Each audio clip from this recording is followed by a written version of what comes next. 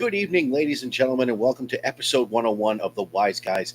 I am one of your hosts. I am the Big Weekend on Sports, Mike Martinez, and I will wait no longer than to introduce my co host, Mr. JC Bluno himself, or as I'm calling him this evening after Friday night, the Dougie Downer to my Orenthal optimistic. Are you going to write a book labeled I Did It? No, I'm going to write a book labeled You Should Do These Things with 9 minutes left in a fucking game, not 9 minutes after it starts. We'll actually get to the hilarity that is the opening in the second segment of the show. But James, thank you for the colors. We won't get into that stuff either, but we'll, you know. What more can we say that hasn't already been said, including the hilarious AI-generated memes that have? I don't know. I don't know if it gets much funnier than the AI shit that's been going on with that. Oh, But yeah. But Jim, you and I talked last week that it was a slow sports time and the Wiseys were in a perfect moment, and then all hell broke loose. Yeah, it's we got so much in the hat trick tonight that we had to bump a couple of things to the blast as I just Amen. get the notification that now we're live. Well, that's like we have Life 360 on our phones now, and because Glitterbug and Mrs. Rican follow each other there, and of course, if Mrs. Rican has it, that means I have to have it, which I don't care about. But I literally got a notification that Steph had gotten home as she pulled into the office. Yeah. So yeah. So, James, what do you say we get right into the hat trick so we can get through the insanity that was the last week in sports?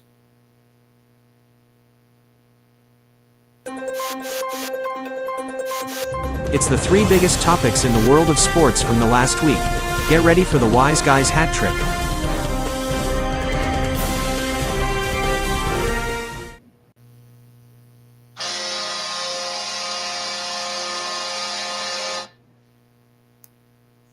And it is the end of an era, as just a few days ago, Diana Taurasi, the greatest player in the history of the WNBA, has called it a career.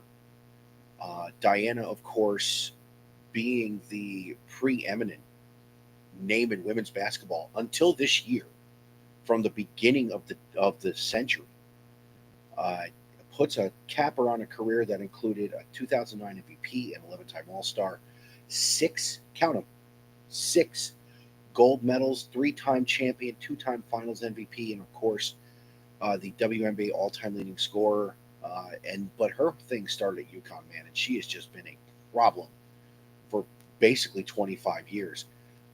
Jim, I know you and I talked about this quickly, and I know we talk a lot more WNBA than people probably thought two mid 40 guys would. But what was your first thought when you saw Diana decide to hang them up? Not to be, Doogie Downer here, but thought it actually should have happened about a year or two ago because of really how I think realistically, if you go back to Paris last summer, her and Brittany Griner were basically there for name recognition alone. Realistically, were not contributing factors to Team USA. The 6 gold medals is something we will never see again. Realistically in any sport, although at the rate she's going, don't count out our athlete of the year from last week, Katie Ledecky, at this particular point, as she's going for 5. But 42 years old, she's basically done everything in the sport that could be done. Let's go all the way back to the beginning. She was the one that kind of got the ball rolling with the lineage and the greatness that Gina Oriema's got going up there in stores. You figure her, Maya Moore, now Paige Beckers, Rebecca Lobo before her. But Diana was the queen. I mean, if you just start at UConn, and I put a tribute piece on the blog about, man, it is weird me saying that It's not. It's writing that it's not you. Um, but she played 144 games at UConn. She was 15 points per game, 4.4 rebounds per game. UConn's record in her games when she was there, and she missed a few, was 139-8. Think about that. These girls are playing 4 years in college. This isn't one and done like in the NBA. She lost 8 games in college, and they had at least 1 year where they were undefeated. So that means she lost an average of 2.3 games a year the other 3 years in college after running the table. That's fucking insanity. I mean, That's all I when can you say look, about it. yeah, it's now that you've really got the expansion of the WNBA, now you've actually got, you know, remember when Diana was first coming up, you know, players weren't leaving early. Now they are in the to leave for the WNBA. Um, Caitlin still actually had another year of eligibility because of COVID. Could have actually come back, played one extra year if she wanted to, decided not to. But a lot of those big talents, um, they are foregoing. They are leaving earlier. We're not going to see realistically somebody of her caliber stay all 4 years and be that not only that productive, but that dominantly productive to boot over the course of a 4 year span. We saw Camila Cardoso was a 1 year phenom. 2 years ago with South Carolina, gets picked third overall, goes to Chicago, um, and you know she's she's good. She certainly wasn't Caitlin good. She I don't know if she would have been better as good as Cameron Brink had Cameron not blown out her ACL. Um, but but we're never going to see somebody that dominant in college for that sustained period. Even Caitlin only burst on the scene her junior and senior years. Diana was great from the shoot. Yeah, think about it this way: they averaged almost 35 wins a year. Are you kidding me? I mean, when you think about it, what was the South Carolina women last year was 38-0 was the undefeated season, right? Correct. Jesus Christ! And then she goes to the WNBA and she wins 3 titles. She wins a Finals MVP twice. She's the it was like her 4th year. She was the MVP of the league. I mean, just an insane over 10,000 points. They don't play that many games. I mean, keep in mind, she also did kind of bounce around. Even though she played her entire career with the Mercury, she played a season over in Russia in 05-06. She played another one. She played there from 06 to 2010 in the summer. She played. Um, I'm looking some of the other ones. She played in uh, uh, in Turkey for a year. She played if it would she played well there's a second she played in the Russian Premier League for 5 years, so how dominant she was there. And then the video I sent you last week, even though it was an older video of the Mercury players walking into the locker room and being asked to as I hear something fall in the other room. uh Talk amongst yourselves. I shall give you yet another topic. I shall return in 30 seconds. So let's talk about her impact on the current WNBA. You are talking about a player who became a force as a guard. Now, yes, in the NCAA tournament on either side of the bracket, men's or women's, your guards are how you win. And it seemed to me in the first few years of the WNBA, you had the athletic twos, but you always had the bigs that were playing off the charts and winning series and winning championships. Uh, Houston won the first 3, but Houston also had um, Cheryl Swoops at the 3, and Cheryl is a an all timer. Diana really made women's basketball what it is today, especially at the college level. Because if you think about it, UConn won that championship in the mid '90s, and then Pat Summitt in Tennessee took over for several years, and then Gino gets Diana, and Diana wins 3 out of 4. Then he won a couple more with players like Maya Moore and Shamika Holtzclaw was in Tennessee. Tennessee. Yeah, I knew what fell. Like I had some clothes hanging on the shower rod, and I think one of them came down. Oh, I hate when that happens. It was like I think it was like the hanger rattling around the sink that rattling around the tub that I heard. I had that happen to me before. You see, I cut it all off today. So, but yeah, I mean, Jim, what I was saying when you were gone is that Diana guards have always dominated the NCAA tournament on either side, the men's or the women's. She started making it almost a daily thing for guards to dominate in the WNBA.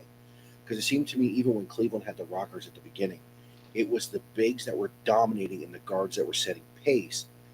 When Diana came in the league, it flipped. And the guards started dominating and setting pace. So I'm going to miss her. Kelsey Plum, my girl, had the best line.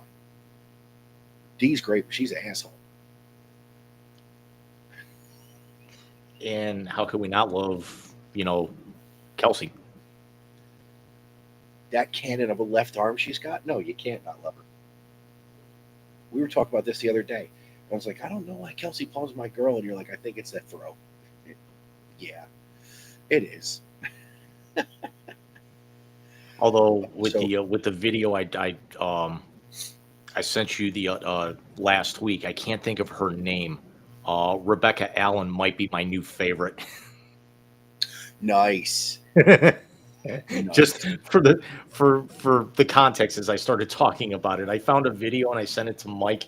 It was from last season where it was the new trend on social media where athletes are walking in and they're actually signing.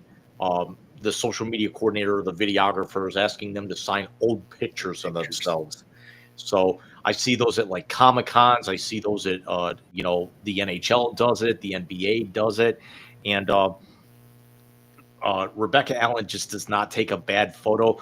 But Sophie Cunningham, I love Sophie Cunningham for how long she started at Mizzou.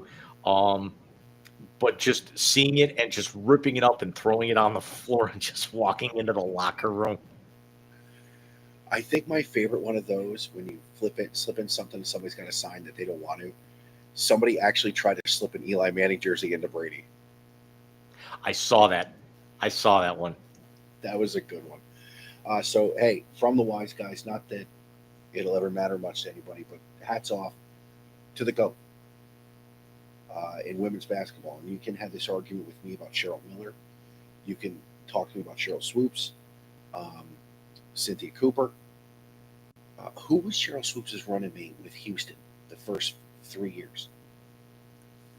Wasn't Cynthia Cooper? I think it was Cynthia.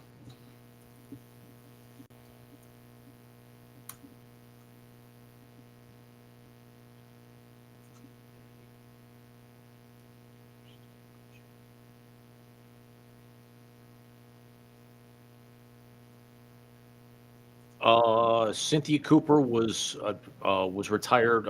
They retired her number. She played with them 97 to 2000, and then again in 2003. Kim Perrott, although she was for other reasons. Jennifer Rosati, Dawn Staley was part of that team. Cheryl Swoops, Tina Thompson. It was Cynthia Cooper, you're right. Cynthia Cooper was part of that. She was the WNBA Finals MVP 3 years in a row. The first 3 seasons, 97, 98, 99. 4. Yeah. She won 4 4 straight championships in which she was the MVP. She was the Finals MVP all 4 times. She was a 3-time All-Star and won the first 2 league MVP awards. Yeah, that Houston team in the first couple of years was just unbeatable. Think of this, Michael. Next year, WNBA turns 30. Yeah. and I remember because it was the same couple years where Cleveland's only legitimate shot at championships was indoor soccer, the then Indians, and the Rockers. Funny, it could probably still be that way in 2028. I'm actually looking back as what they called the W25, who are the top 25 players of all time in the WNBA, as chosen um, by the league back in 2021. And just some of the names on this.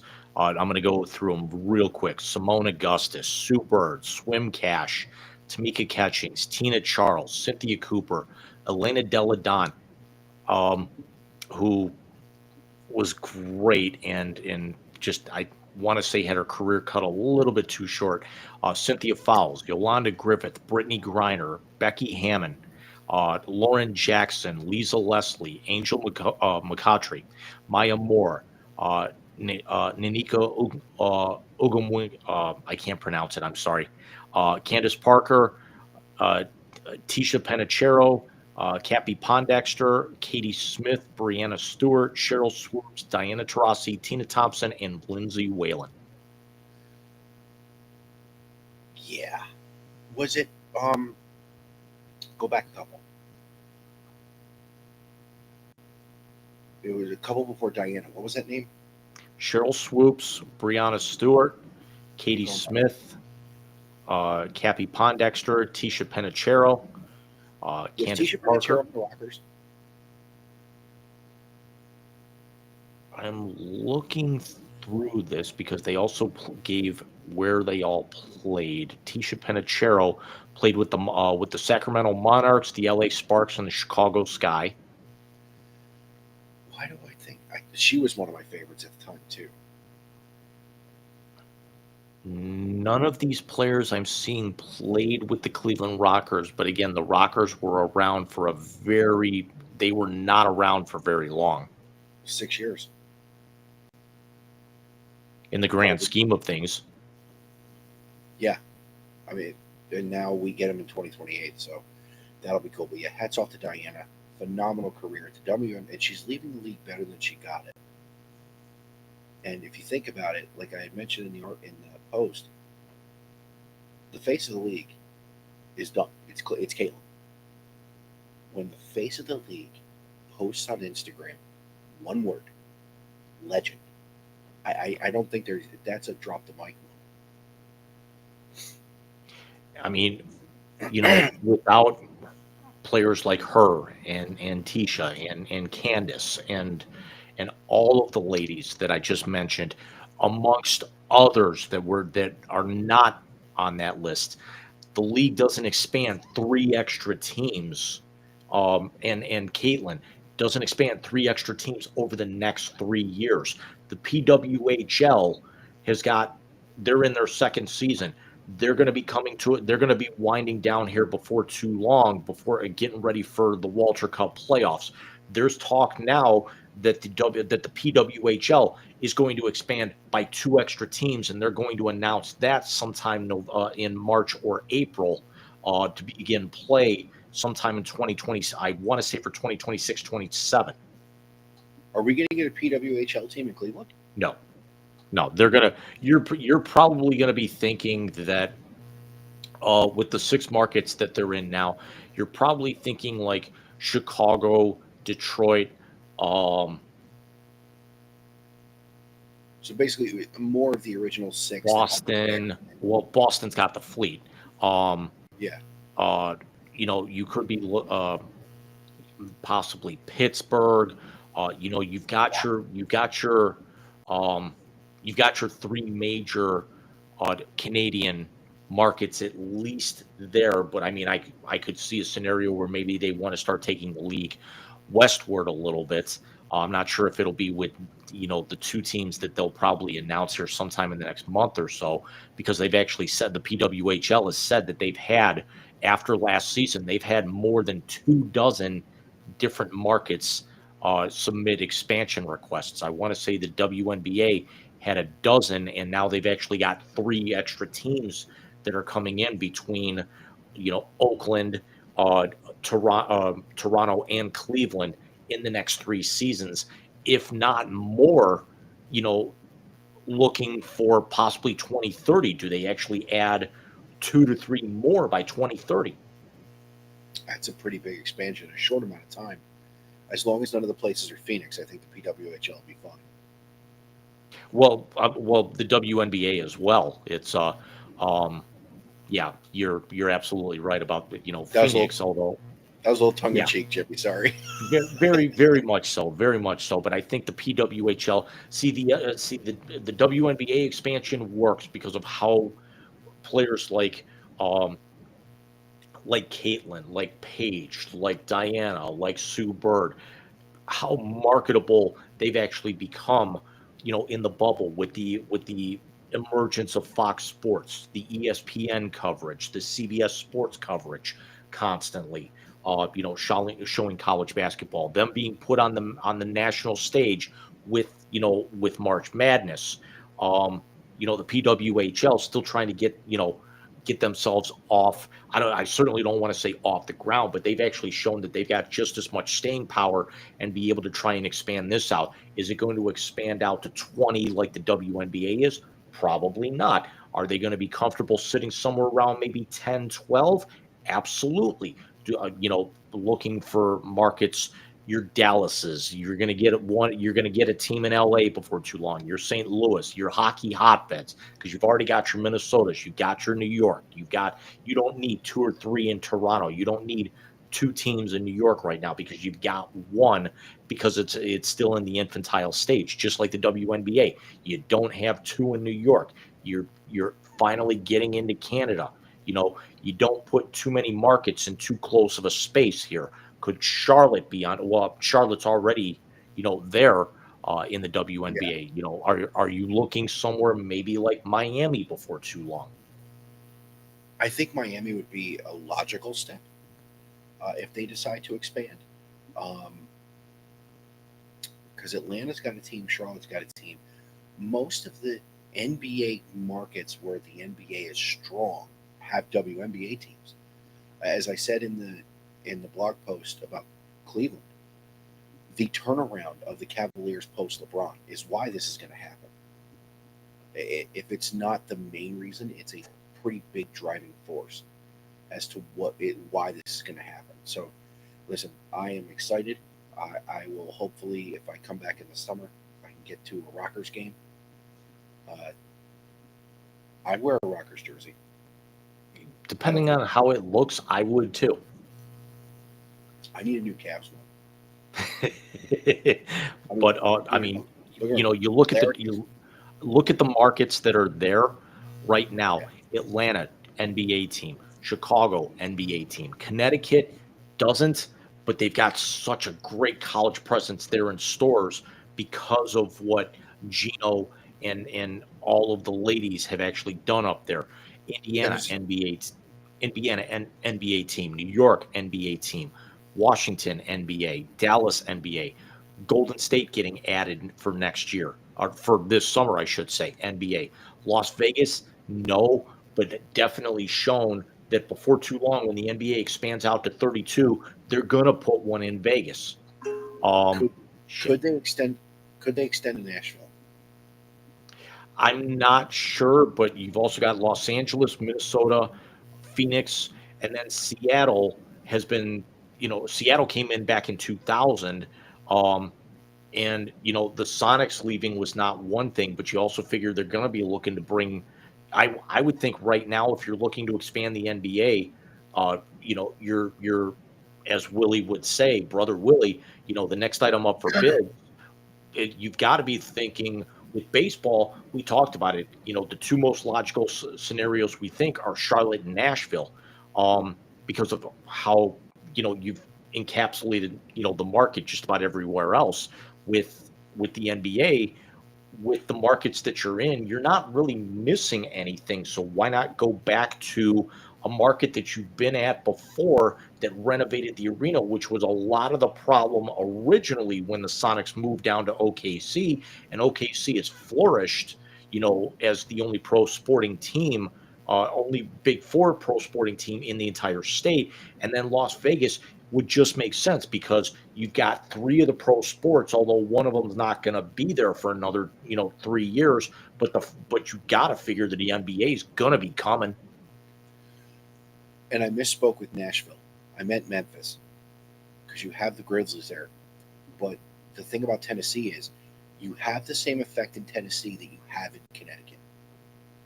I would think Memphis would make a lot more sense. Memphis or Nashville would make a lot of sense because of where you can pull from.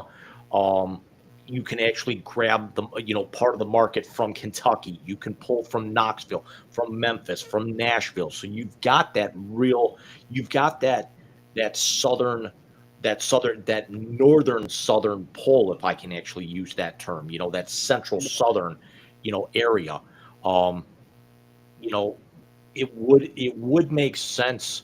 Could they be one of the teams that that could possibly be added by 2030? Because they also said that the one other team that we forgot that's coming to the WNBA, they're not only getting Golden State this year going to Frisco, but they're not only adding Toronto, but Portland comes in next year. Portland, we're just waiting on their identity. So now you've got two teams out west, and you finally go north of the border, and then you're going to have the announcement probably in the next month of Cleveland officially coming back. So you're going to add 4 teams. You're going to 16. By 2028, could you add 2 to 3 more to get yourself? Ideally, could they expand maybe out to 20?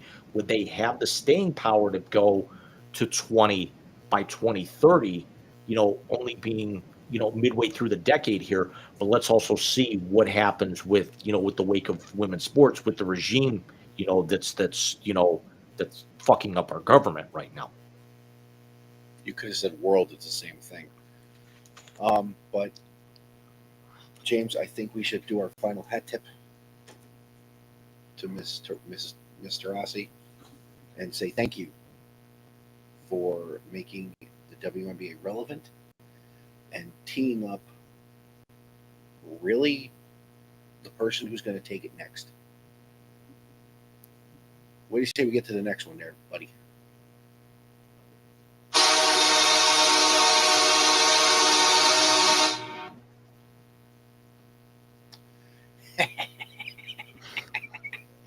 So let's preface this by saying why I called him Dougie Dougie.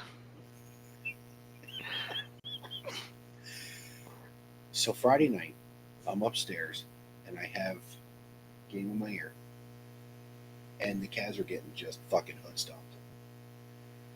And this douchebag, as I'm pointing at myself, sorry, I meant to point at you, says to me, "They're the Knicks with a better fucking bench." He's like 9 minutes in, they're down 25-3. I'm like, dude, have this conversation with 9 minutes left. Not now.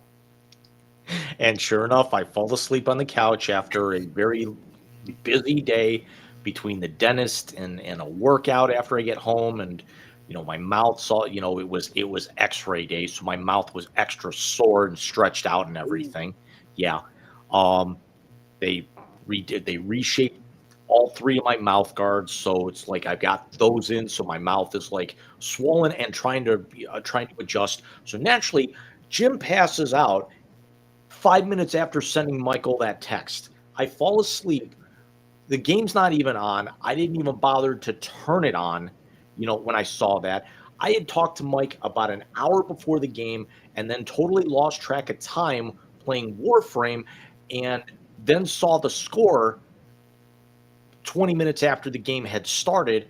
I hit the couch. I start watching something on YouTube. I'm not watching the game. I fall asleep. I wake up when my neighbors are throwing a shit fit down the hall and the next building over. And I look up and they're up by 2 with 8.5 minutes to go.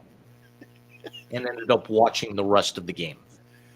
Naturally with the sound off, because I didn't actually want to run the risk of going back and forth between FanDuel, Sports Ohio, and ESPN. So I put on the ESPN feed for the graphics being a little bit better, and then put on Tim Alcorn and Jim Jones on the radio call instead. So I watched it straight out because Richard was calling the game, and I love Richard Jefferson. I don't know why we couldn't have him in Cleveland his entire career, but Jim, would you like to describe the video that you got after the game? No, because I didn't watch the video, because I actually tuned out all of Facebook and Threads and everything. And that wasn't just you, that was everybody. I didn't post about it. I didn't do anything. You notice I didn't do any follow-up comments or anything, because I knew I actually had lost, I had taken an L for about a good 2.5 hours. But it just goes to show the resiliency of that team, and I'm sorry, Donovan Mitchell. I hope that you chipped in for the repair of the elevator at TD North Garden when you actually had it break through the ceiling like Neo. You're right. I mean, let's go back to the way they started. First of all, the Cavs couldn't hit a shot. They were throwing the ball at Lake Erie. They wouldn't hit the fucking water. Boston They were starting from what I was actually seeing, because I went back and I watched the condensed game the next morning. Well, I mean, yeah, it's the FanDuel Sports, like the 2-hour compressed game. Not the YouTube highlights, but the actual like compressed game. Gotcha. Broadcast on FanDuel.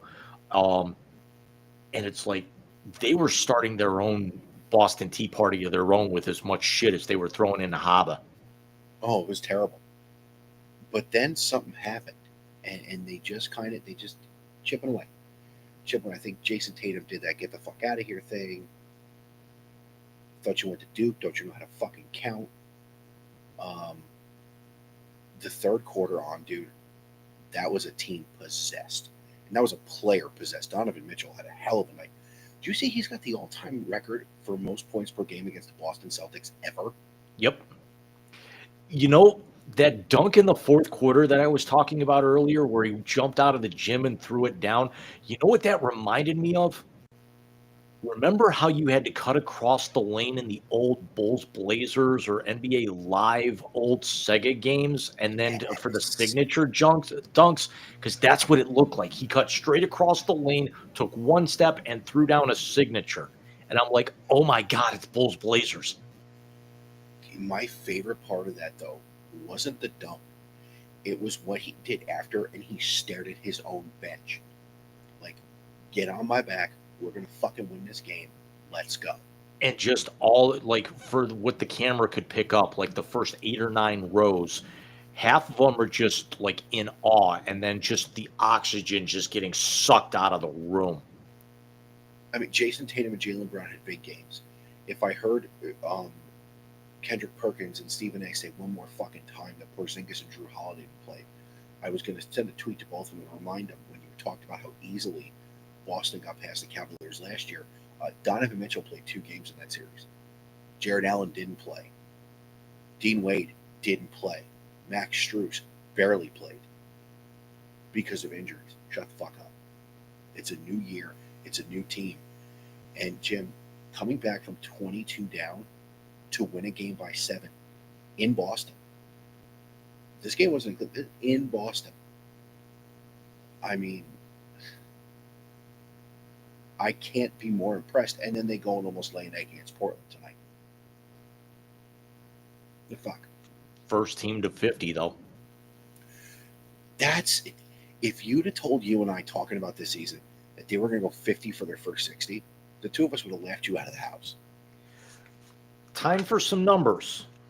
Yay. The Cavaliers, they have not officially clinched a playoff spot. And the reason why I say that is that they have clinched no worse than 7th, which technically puts them in the play-in tournament.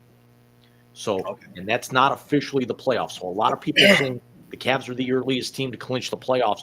It's not the playoffs yet, because if you get in the play-in tournament, you still got to win at least 1 game to get in. Gotcha. Depending on where you fall. Sometimes you got to win 2 to get in.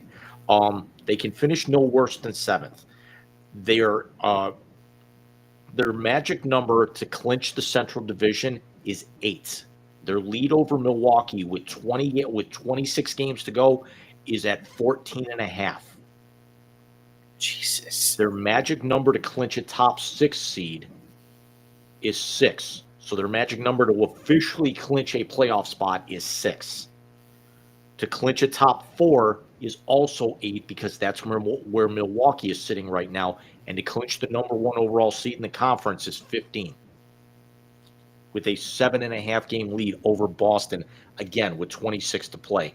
And they actually get a back-to-back starting on Tuesday. They'll be in Boston, and then on Wednesday they'll be home for Miami. 2 definitely winnable games to be able to shave that down even further. By the time we come on air with you guys next week, we could conceivably be talking about not only the Cavs clinching, but basically mathematically, to use a golf term, they could be dormy to be able to clinch the Central Division, and we're not even a March Madness yet. So let's talk about this week, because it's Tuesday night in Chicago, Wednesday night home for Miami, Friday night in Charlotte, Sunday night ESPN primetime against Milwaukee in Milwaukee.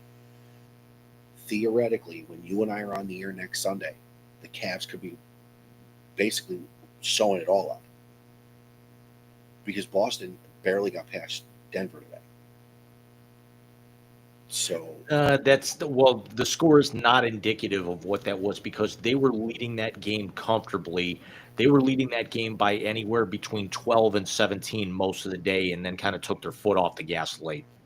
okay, yeah, I don't care, Boston. I don't like them, so I don't really pay attention. But here's what the rest of the season looks like. So we're 50-10 going into Tuesday. In Chicago, home for Miami. In Charlotte, in Milwaukee, home for Brooklyn. In Memphis, home for Orlando. At the Clippers, at the Kings. That's that 5-game stretch we talked about 2 weeks ago. At the Jazz, in Portland. Home for the Spurs, in Detroit against PJ Chickenfucker. And home for the Clippers.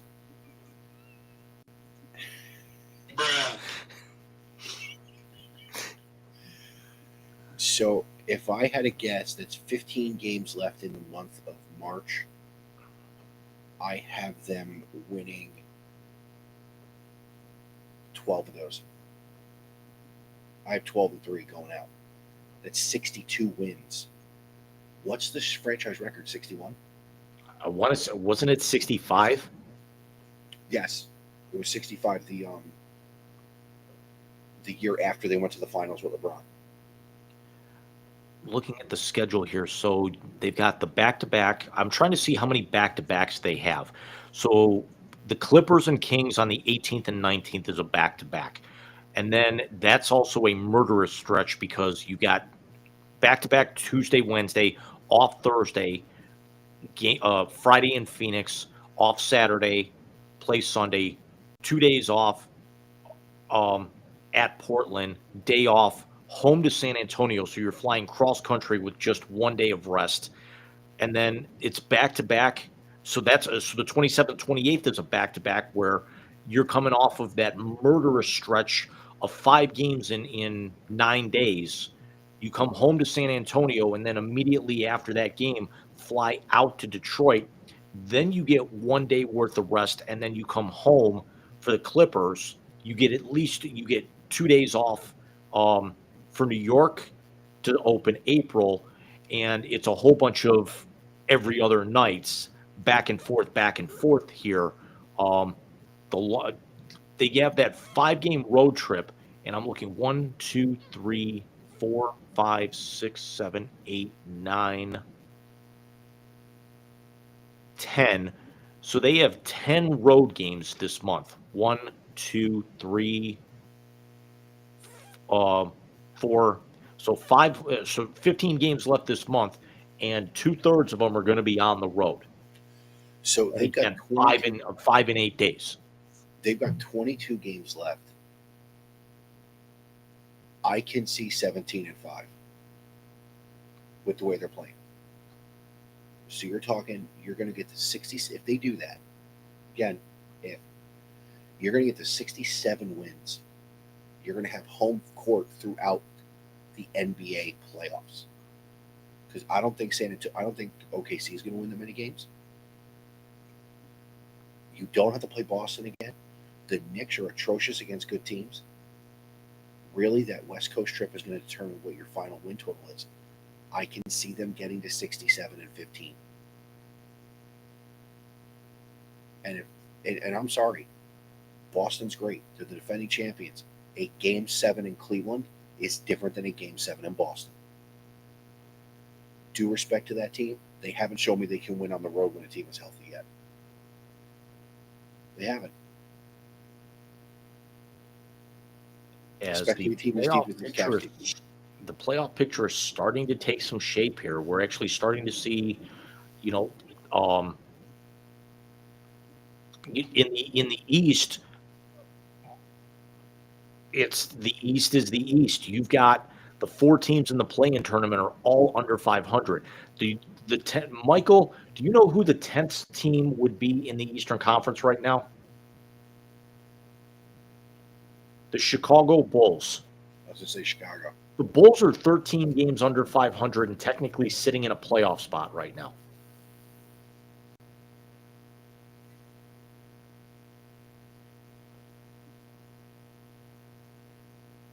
The 10th place team in the West is Dallas, and they are 3 games over, and there's a 3-way tie between them, Minnesota, and Sacktown for 10, 9, and 8. And, oh, yeah, Golden State's only a half game ahead of them in the West. So at least the West is over 500. Yeah, and that seems to be the thing recently, is that the Eastern Conference's teams under 500 getting into playoffs. Whatever. I don't care. Let whoever wins the bottom play-in game have to come to Cleveland. You're out in 4. Look at where we saw the beginning of the season in a microcosm. We knew that Boston was going to be there. We knew that Denver was going to be there. Denver's got themselves up to second. We thought that the Lakers were going to be improved, but we thought that there was a period where we didn't know if they were going to sit in the play-in. The Lakers have gotten themselves into third in the West and now climbing to second at that particular point. If they won 5 in a row, we thought that the Rockets were going to be better, not sitting in the top 5.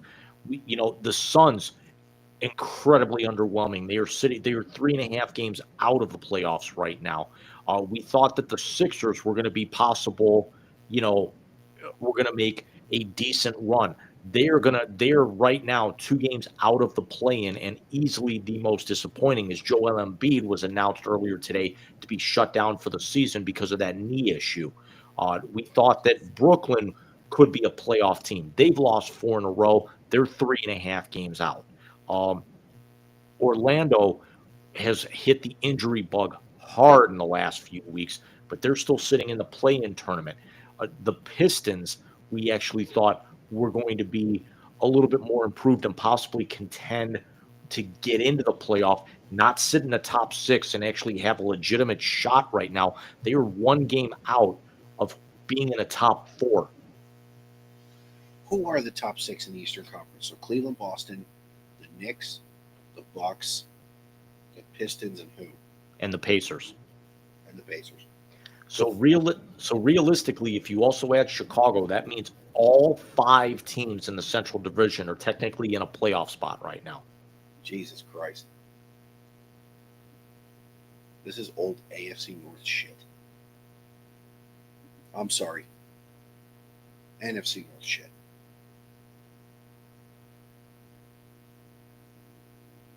If you want to go back to the 80s, possibly as well. Yeah. That's how far you have to go back for it to be the AFC North. So listen, what the Cavs have done, dude, Friday shocked the shit out of me. I'm not going to lie to you. I was thinking much along the lines you were. But I'm the optimistic one, so I always have to spin it that way. Now, I will say this, and I don't think I'm speaking out of turn. Great win, arguably the best win of the season. but I still think the first game with Oklahoma City with the back and forth was a better game. Agreed. Absolutely agreed. I don't think you're speaking out of turn with that either. I don't think there's a wrong answer with that, to be honest with you, because each game really had its own signature. Of course, the comeback is a signature in this one, but Brian Windhorst had a great line. He said if the NBA wanted to advertise regular season basketball, that first one with OKC was the one to do, because for 42 minutes, those two teams did everything they wanted to do, whenever and however, and it just came down to the team that had the ball at last. This one was, I'll be honest with you, Boston got fucking cocky and wrote him off, and all of a sudden, here comes Donovan and Darius and DeAndre and Ty Jerome, who was another fucking dynamo again. Strus played really well. Evan Mobley was a man possessed in the fourth quarter. I was sitting here. Bobby was asleep. Steph is sitting on the couch, and I'm sitting in my chair because my chair is what hurts less on my back this week than the couch. But I don't feel like sitting over on the chair tonight. Dude, I sat here with Bobby yesterday morning and literally was saying that because it hurt so damn bad. But the clunker that was today, Donovan sits for rest. Everybody else plays. The officiating was atrocious from what I actually listened to because I was doing stuff around the apartment. So I had Elkhorn and Jones.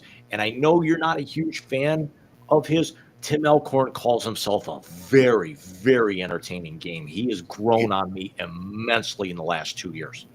You know what it was, Jim? I spent so many years listening to John Michael and Jim Jones. And then we lose Fred. And John Michael goes to the booth for TV.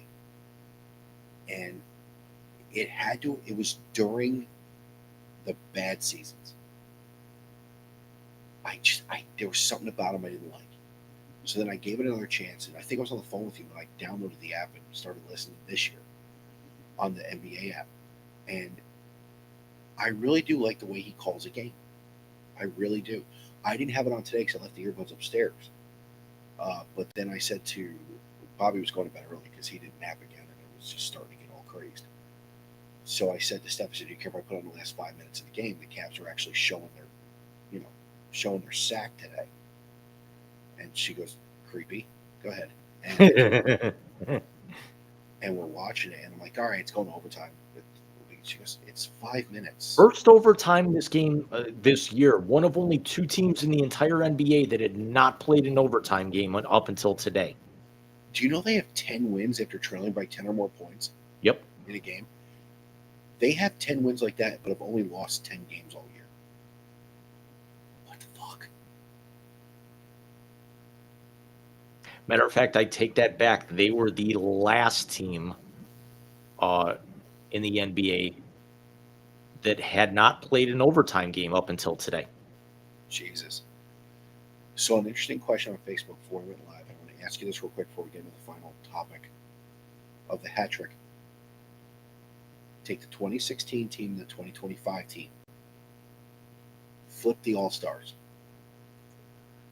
You put 2016 LeBron and Kyrie on this team. This year's Donovan Mitchell, Darius Garland on the 2016 championship team. Which one has a better chance to win a title?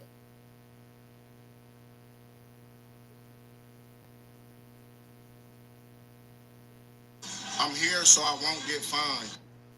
Good man. That was loud, sorry. Yeah, that's... I think we all know the answer. We just don't want to say it. So what do we got to finish up the hat trick tonight, Jim?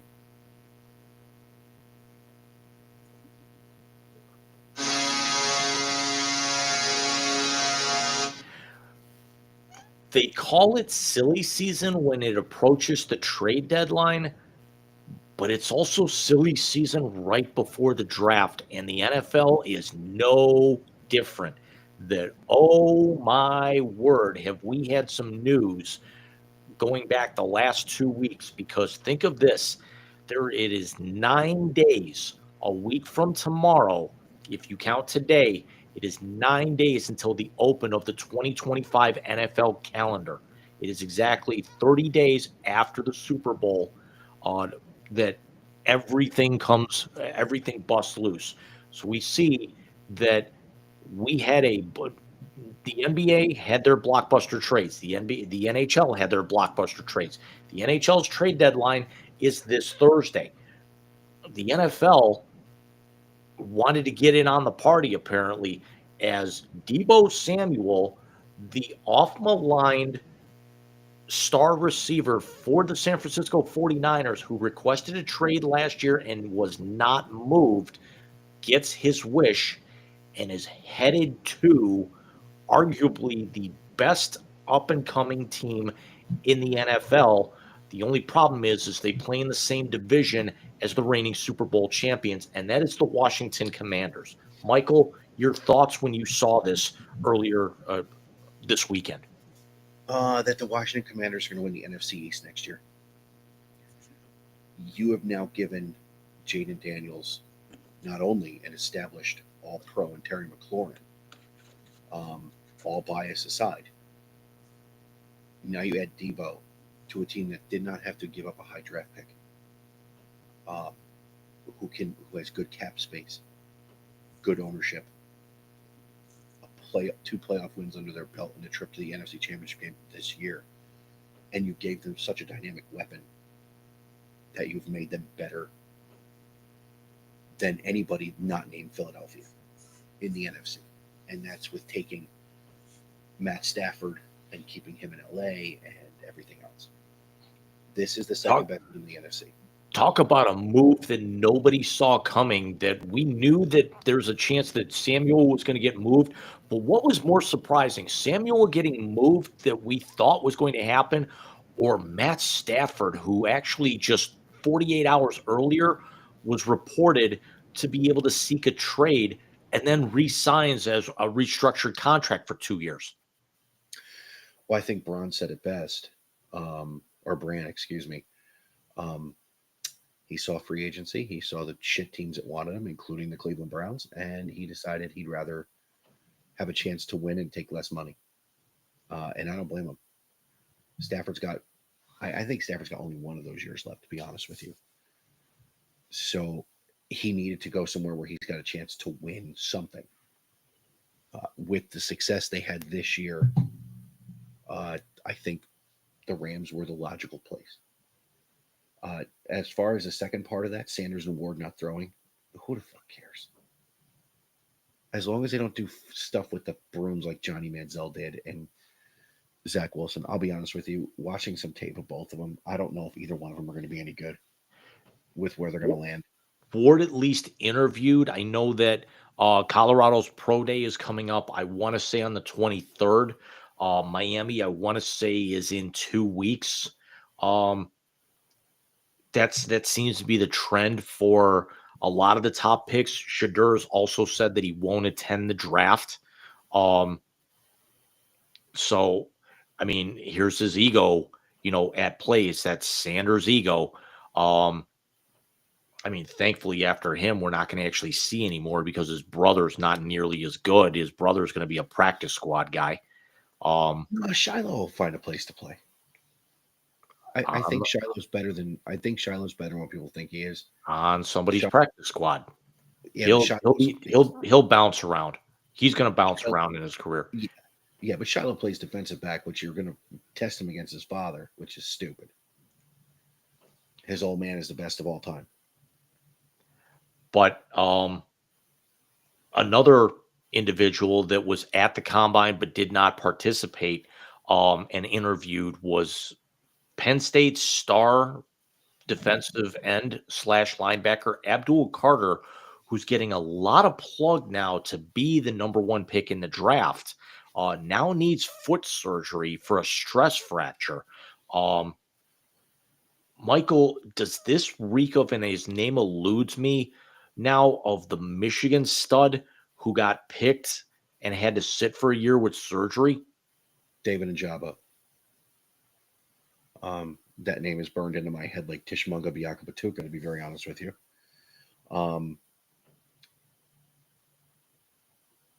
No, because they're telling him he doesn't need it. There are several doctors who have come out and he's gotten reports that he doesn't need it. I think he should be the second pick. Just me. Um, we'll get into that as we get more into the draft, but I think he should be the second pick. I think Tennessee needs to go Travis Hunter, and then the Browns should go Abdul Carter. Just again, just my thought. But the thing that I saw today that cracked me up, you had people evaluating the quarterbacks and being more enamored with broad jump and vertical than throwing the football. Last time I checked, and James, correct me if I'm wrong. You don't run track playing quarterback. What the fuck does a broad jump have to do with anything? Unless you're unless you're actually like having to take off out of the pocket and run for your life when it collapses, or if you're, trying to stretch for a first down, where if you're going head first, yeah, there's a problem. Unless you're going for the pylon or the sticks. Again, broad jump. Killed her. That's a different animal for Justin Tucker now, isn't it? That's an old Louis Anderson joke. Yeah, I know.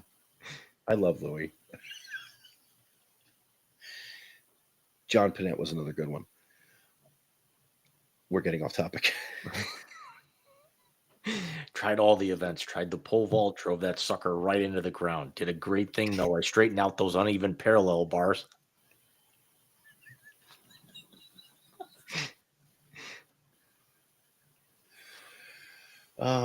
You got to see Panette talk about doing a movie in France and going to Italy to eat. Oh, yeah. But if there's one thing with Panette, it's I don't do push-ups. I do downs. I sit down. I boogie down. Me too, John. Me too. But there have been 3 or 4 teams that have called the Cleveland Browns, with the Buffalo Bills being apparently the first one out the chute about Myles Garrett. Now, the Browns brass, namely general manager Andrew Berry, are steadfast in saying that they still have no intention of trading Myles Garrett and essentially forcing him to play out the last 2 years of his contract. But let me interrupt, but let's, when you're done with your thought, I want to do something with that real quick. But Buffalo would be highly entertaining for me as a Bills fan. There's always the talk of Detroit, but if you're the Browns and you do actually want to move Myles Garrett, you definitely don't want to send him to a contender, which actually means the 2 first-round picks you're going to be getting back are going to be low-end picks. You'd probably want to, for essentially how Myles has handled this, trade him to Football Siberia, because this way you can't rebuild with back-end picks. You want to front-load those picks. You want to get as many picks as high and near the top of the draft as possible. So if you actually have to move him to, to a Chicago, to an Arizona, you send him out somewhere where you're going to be able to get a top 10 or a top 12 right now. And then maybe somewhere in the teens, if that team improves in year 2, absolutely. You probably don't want to send him to, a Buffalo who's going to be picking in the high 20s, if not, hopefully breaking through the glass ceiling and picking picking at 30, 31, or 32. Very true. Here's the problem with that. You cannot call out the way the player has handled this, the way the front office in the owner's box has handled his entire career. You can't do it. Because if they actually had half a fucking brain between the 3 of them, he wouldn't be doing this. Everybody knows it. Everybody knows this franchise died in March of 2021. We're just waiting to see how far it's going to be buried. You have to trade him where you're going to get the best package. The thing about some of these teams picking later in the draft, if you have to send him there, is that you are going to get players back as well. This roster has so many fucking holes in it. It's disgusting.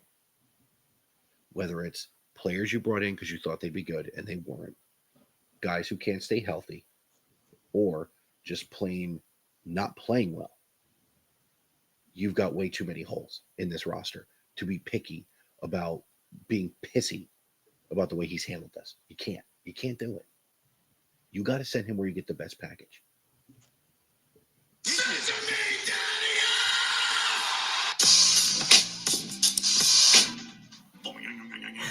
You said it twice. I can't let it go. I know. Hold on. Let me get the butt paste out of the back of the screen here. Sorry. Did you just say butt paste?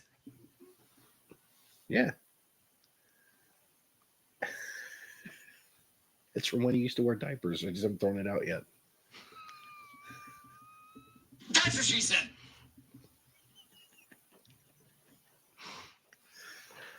I could say the one we were talking about with the ladies a few weeks ago, but I won't.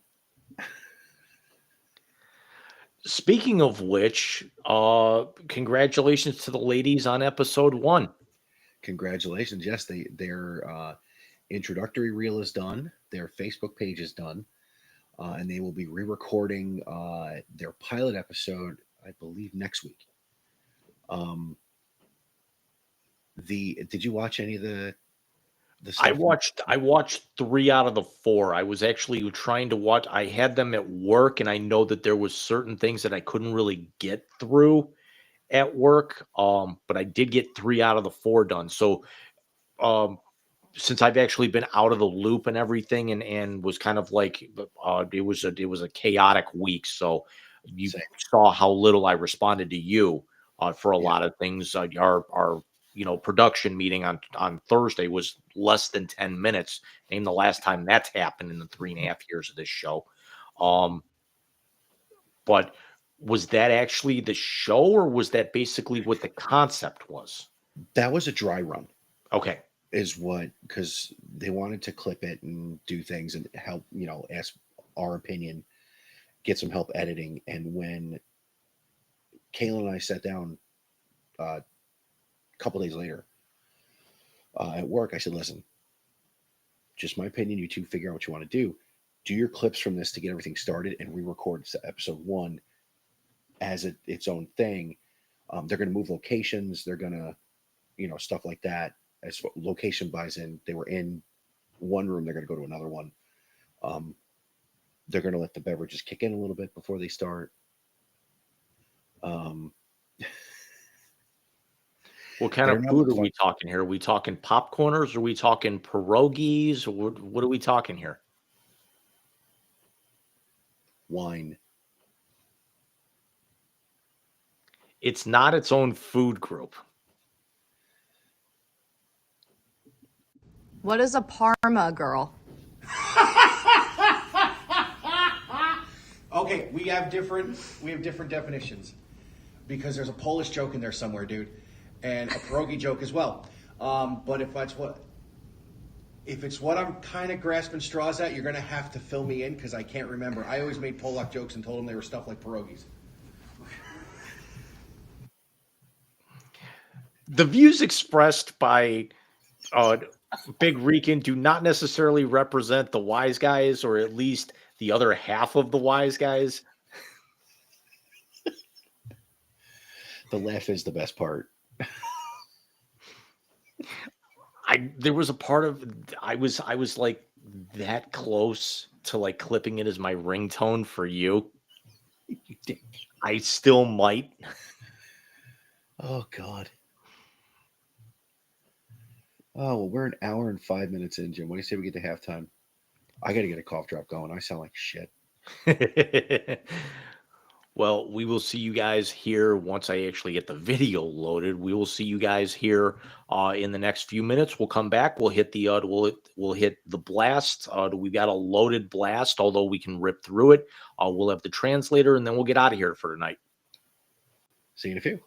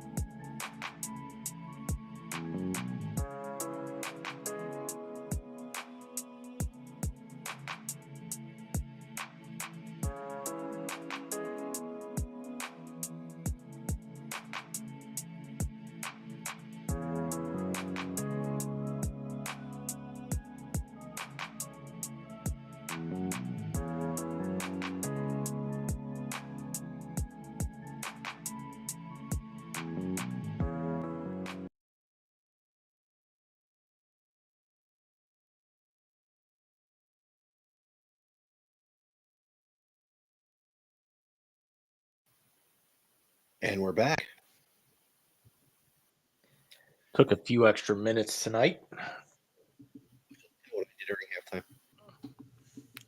I watched the AI generated video of Siren's Curse, the new roller coaster at American Coast.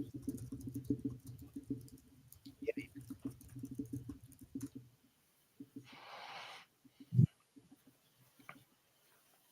better. Much. Good. So yeah, Siren. No. You need to check out that show I was telling you about earlier, Running Point on Netflix. I thought I finished it today. It took a little over a day and a half, but thoroughly enjoyed it. Well, I mean, it's Kate Hudson. Yeah, A lot she does, it's not good. just and also like watching her being a foul-mouthed little chucklehead at points in this. The head coach, remember Top Gun Maverick? Payback. Okay. So he's in it. Tom Hanks's son is in it, not Colin, the other one. Okay. He plays a white tatted up wannabe rapper / point guard. Oh, it's his oldest. Yes. Okay. Yeah. There's definitely some moments. I think there was one where one of the brothers had his had broke up with his boyfriend, so he actually decides to start going out on Grinder, and he gets robbed. So he invites the guy over to his house, and he gets locked in his own shower, and he gets robbed while he's locked in the shower. And he's like, he told me to something about fucking a horse, or well, the line was that after I separated from my wife, you had to go out and get back on the horse and do as many things as you can with while you're on the horse. So where they got the line of something about fucking a horse is just it's basically slapstick. Like the intern, who I won't say how he plays in to the whole thing, or Kate Hudson's primary assistant, starts getting famous because of how he gets involved with being Kate Hudson's assistants, and then starts basically getting perused around by social influencers and ends up getting chlamydia while he's like trying to date the captain of the dance team. Yeah, I'm gonna have to watch that. It was highly entertaining. It's also not one that starts slow. I mean, there's definitely some laughs like right out the gate. I will give it a shot. Well, James, what are we having a blast this evening, sir? Hey, in case you haven't noticed, and judging by the attendance, you haven't.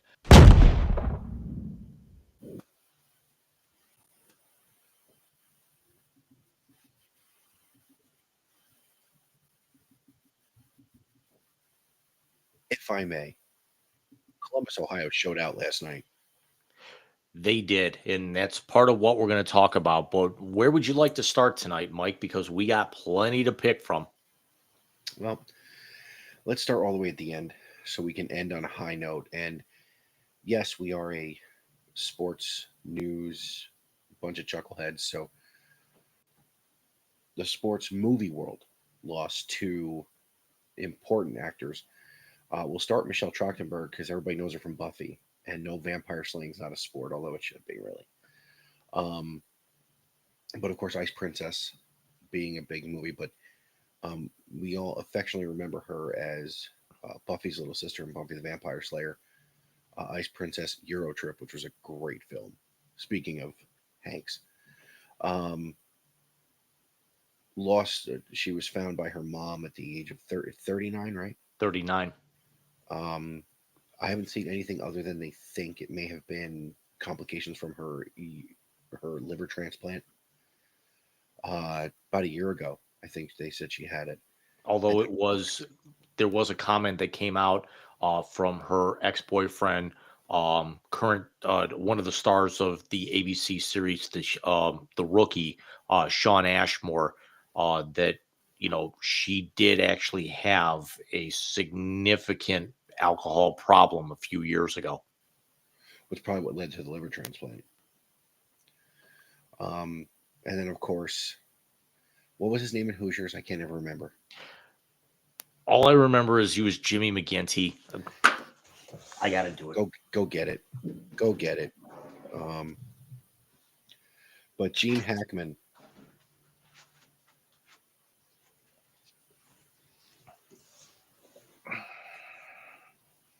Coach Norman Dale in Hoosiers, and of course the great Jimmy McGinty in The Replacements, where Keanu Reeves played none other than Ohio State quarterback Shane Footsteps Falco. Um, Again, irony. Keanu Reeves has played two quarterbacks. Both were trash in the NFL and both went to Ohio State. And I still don't think he's recovered from, losing that Sugar Bowl by 40 points. Nope. Should have been holding the clipboard the first year, not holding. And teammates leaned on him and he crumbled.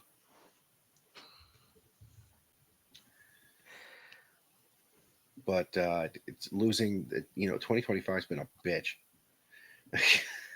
But Jim, I would like to talk about one of Gene Hackman's uncredited roles, if I may, and how, speaking of sports, he and his tennis buddy Gene Wilder got him to be the blind man in Young Frankenstein. Oh, Norman Dale, Coach Dale from Hoosiers. Of course, everybody remembers Jimmy Chitwood. But Gene Hackman wanted to be in a Mel Brooks movie. Gene Wilder said, "Well, we have the blind man," and him and Peter Boyle in that scene. You've seen it, right? It's Frankenstein. probably been 20 years. I will send you that clip. Hysterical. And at the end of it, Peter Boyle as the monster leaves after getting his thumb lit on fire. And he goes, and Gene Hackman comes out at the door and goes, "Where are you going?" "I was going to make espresso." Did it in one take because the crew was laughing so hard they couldn't get another one. Outside of outside of Jimmy McGinty, I want to say the two roles that I will remember him probably most for is John Herod in Quick and the Dead, Hmm.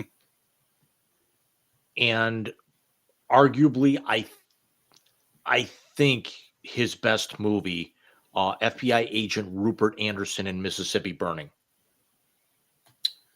Will Smith's counterpart in Enemy of the State, and the future father-in-law in The Birdcage. Oh my God. Never actually saw The Birdcage. I think I saw Enemy of the State once. He gives this speech that he's got to be boring and funny. And Mike Nichols had to remove himself from the set because he was laughing so hard. Of course, that movie is remembered for what Robin Williams and Nathan Lane and Hank Azaria did as the three real main characters. By the way, Hank Azaria's character name in that movie is still my favorite, Agador Spartacus. Hilarious. Yeah, Gene Hackman was amazing in that. Of course, Quick and the Dead was great. He was amazing in Unforgiven with Morgan Freeman and Clint Eastwood. So we lost two good ones, two more good ones, James. What are you doing, Ollie? He's just on camera. Caught a quick one before. Speaking of, let's go to Cena Celsa's Soul. Shocking.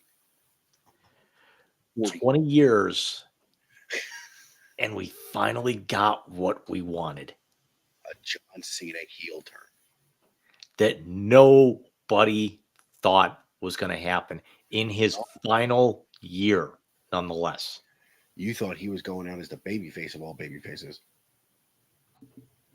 But I got to tell you, Triple H is a ballsy son of a bitch. I mean, just the whatever signing The Rock gave him, and then they beat the piss out of Cody. The go fuck yourself Rock from Cody. It's and the second, I watched it, but I think it was more fun watching one of those YouTube compilations of the streamers reacting to it. There's several that I actually watched. There's one named Heel Josh that I love. There's Con Man, who's out of Canada. He had like second row seats with another streamer that I follow, Wheezy Blonde, who's out of Detroit. I love her. She's fucking hilarious at times. But she was actually like at a bar or a restaurant watching it, and and was live streaming while everyone was up on the TV, or closer watching it happen. But but that was half the fun. And apparently the same guy who puts those collections together just putting up the collection of Cody telling Rock, go fuck yourself. So I kind of want to watch that after we get off the air tonight, because that just got uploaded in the last hour. But yeah, they're not going to have to worry about selling too many more of his shirts to kids and everything. Number one, the product getting a lot edgier anymore. Michael Cole actually literally saying the word shit twice in that segment last night on pay-per-view. He's got a bad influence sitting next to him, though. He does, but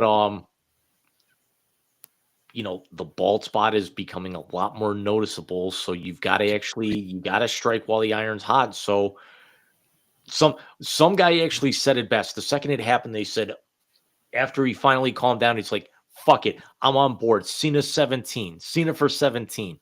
Break Ric Flair's record, make him win the title at Mania, and then just walk away with it. No, I say you make him win it at Mania and drop it at the Survivor Series.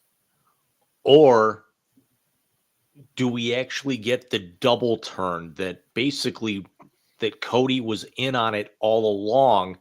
Cena goes out, and Cena basically is made to look like a patsy.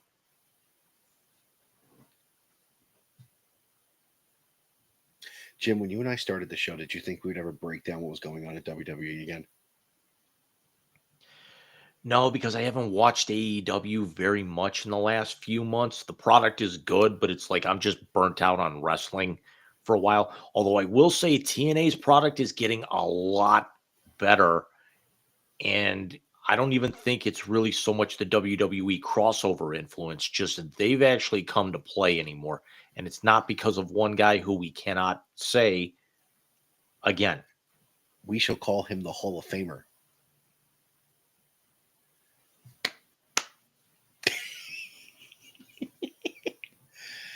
So that'll be interesting where it goes from here, because you figure Mania is what, in a few weeks, right? I want to say it's the end of the month, if I'm not mistaken. It's the same weekend. It's April 19th to 20th, same weekend as Easter. Yeah, 19th and 20th. So we're about 6 weeks out. We've got Paul Levesque and Michelle McCool already announced for the Hall of Fame. There's a lot of talk and a lot of scuttlebutt going around that Demolition signed new Legends deals. And Really? remember that they actually for years have been blackballed by WWE because they were part of the CTE lawsuit. So could Demolition finally get in, you know, bury the hatchet and get inducted? And famous podcaster Chris Van Vliet is 2 for 2 in the since already in 2025 of people coming on his show and then getting inducted into the Hall of Fame. Could Lex Luger finally get inducted? I'd love seeing what Diamond Dallas Page is doing with him. He's got him And standing. did you see the clip where he owns up to what happened with Elizabeth? I didn't. It was very, very powerful, very moving stuff, and the fact that he owns that he had a hand in that, and that's, I think, you'll never see Benoit in there, but you've seen a lot of people a little bit more questionable if Benoit's not going to get in, and they actually were talking about taking Jimmy Snuka out, or just blackballing him. You can make a case that Liz had her own demons, but you've had other people that had passed away from unforeseen circumstances go into the Hall of Fame. Because of Martha Hart and the Hart family, you'll never see Owen in there, but Brett buried the hatchet and went in. You saw Sherry Martel went in the Hall of Fame just a few years ago and passed away because of addiction. Bam Bam Bigelow is another name that actually could have gone in. Scott Hall had all of his demons and then went in. The Warrior had his demons. So I could see that eventually we could see Elizabeth Hulett and Larry Full, aka Lex Luger, get inducted into the Hall of Fame, and probably Lex Luger very, very soon.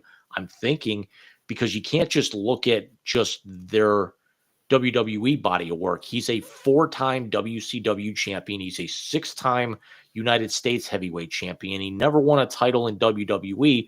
He was a co-Royal Rumble winner. They strapped a rocket to his ass, but then realized that he actually, wasn't main event material because he was the same time as Brett back in 93 and 94 when they strapped a rocket to Brett's ass and Brett basically shot it out of the stratosphere. But I think it's overdue. Agreed.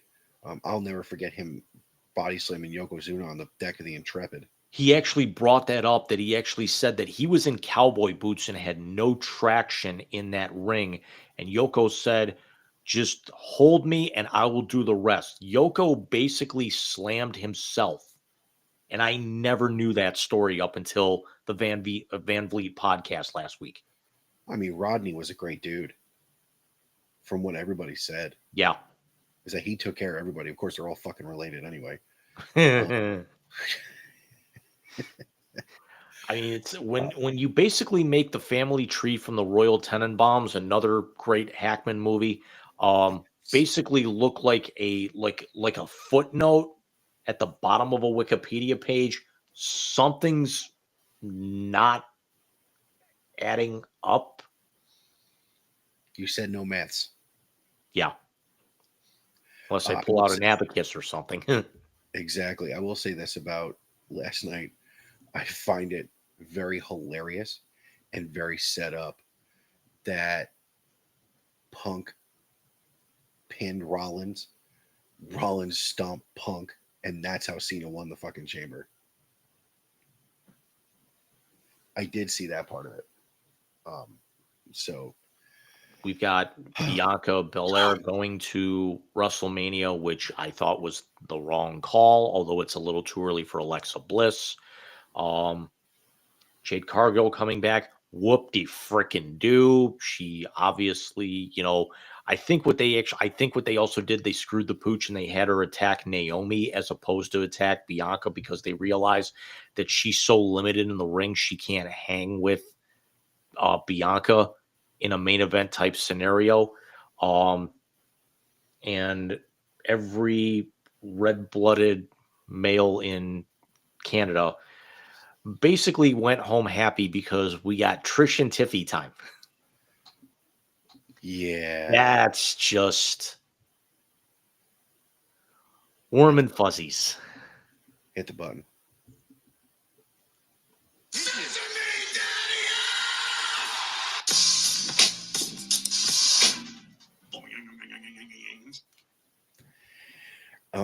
It's bad that we did the finger point at the same time. Like really bad. Yeah, Trish and Tiffy time was good.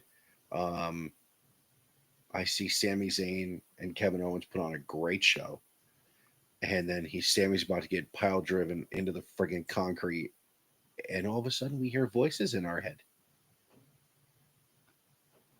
Did he RKO him? I didn't see the rest of it. I didn't actually see I didn't catch that either. So you figure it's up. Yeah. It's Mania season is starting to take a lot of shape. We've got our two main events. We've got our Royal Rumble winners. Bianca's got her chamber. Charlotte, and Rhea should be very good.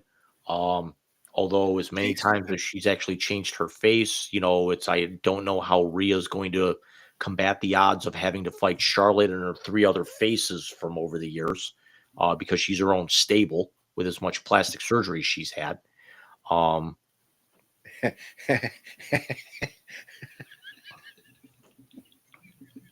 Wait. Foley did it with costumes.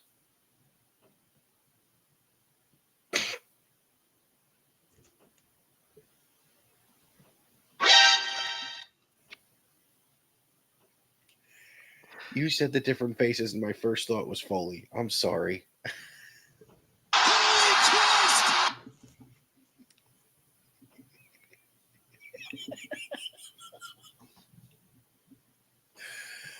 Oh my god. Of course, her father said three different faces too, but that much booze will do that. Oh my god. So it's going to be Cody and Cena, Jey Uso against Gunther. And that was an Intercontinental title match too at one point in time, right? At one point, yeah. Okay. That's right, because Gunther took the IC belt off Jey. No, it's because Okay, Jay finally won. Jay won his off of Braun Breaker, and then Braun won it right back. and But then but remember, Gunther held the IC title for over 600 days, and basically had run through the entire division, including Jay at one point. So it's just rehashing this and going after a world title. And I think, I don't see the difference is that if you put the title on Jey Uso, it's great because he's officially he's main event Jey Uso, which he's been for, the last couple of years now. But I don't know if he's got the staying power to be able to run with that title for a year, because everyone thought that Cody was going to win. And then when Roman came back, he was going to end up losing it back. And now now we've got, Rock, who's no longer an in-ring competitor. I think he's actually said that he's done himself. Cena's only got a few more months left in him.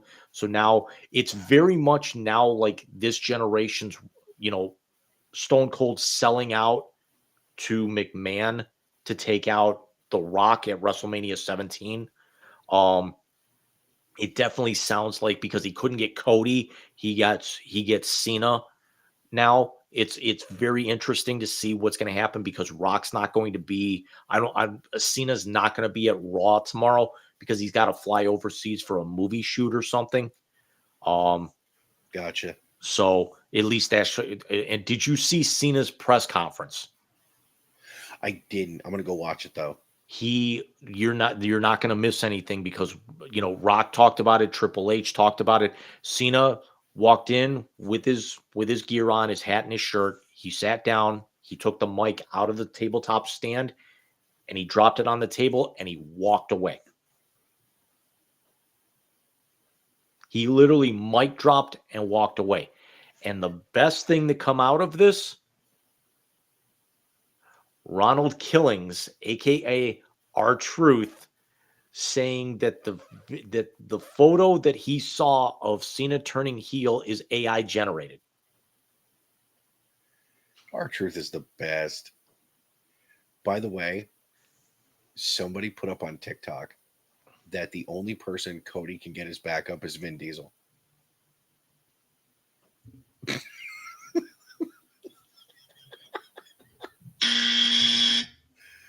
I mean, he's got one more. Oh God. I thought it was funny. Now you get a Thank you. Seriously, fuck all those movies. Can we go to Rob Manfred and can I just give you my take on that? Absolutely. Go fuck yourself, Robbie, you scumbag fuck. Everybody knew this was going to happen. You piece of shit son of a bitch. If you were going to put him in, if you were going to take the ban off, you should have done it when he was fucking alive so he could have gone into the Hall of Fame. You dirty piece of shit. I find it funny that this actually comes out with the timing, especially with what came out of over the weekend as well, or very late last week, where, Von Schitzenpants actually says he's going to pardon him.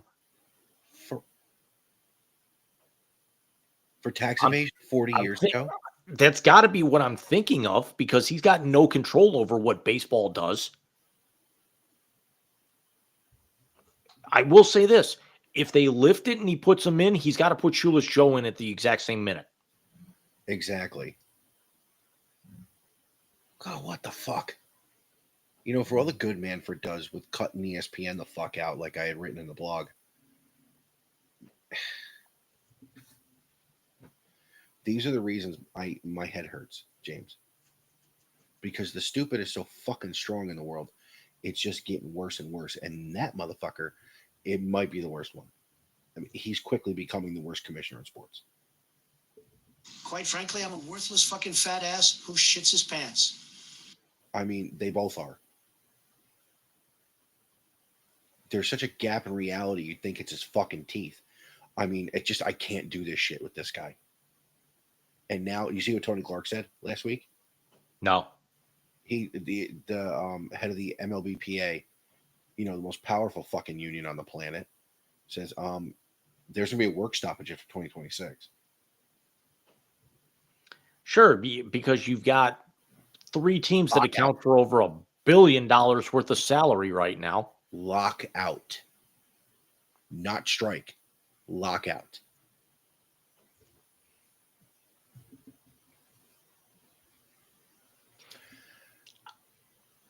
I know it's your sport. I can't take it seriously anymore. I really can't. The season starts in 3 weeks. I cannot take that sport seriously anymore. What am I going to do this summer? Listen to me talk about it. I mean, my last bit in this is something funny that happened today. So they're doing the ABS thing in spring training this year. And Trey Turner is one of my favorite people. Scherzer threw a fastball right down the middle. Trey Turner goes like this. You know why? Because Scherzer pitched a fit and was get off my lawn guy, because he actually had two of them go against him last week. He did. But Turner, I think Turner would have done it no matter what. Of course, they played together and won that championship together in 2019 in Washington. But I mean, it was right down. Jim, it was right down the fucking middle, and Turner just goes like this, and you see him look out and just go, give him one of those. As much as I hate the Phillies, and you know I do, there are moments when I say to myself, they're just a bunch of fucking chuckleheads like me. Problem is, all the Hispanics are in New York, and that's where my heart is. You should, if you find it, it's funny. I'm trying to find it now. Well, Scherzer had a moment last year. The Mets are down in Texas, and Alonso walks when the infielders pitch, and Scherzer's yelling from the bench, "Swing the fucking bat!"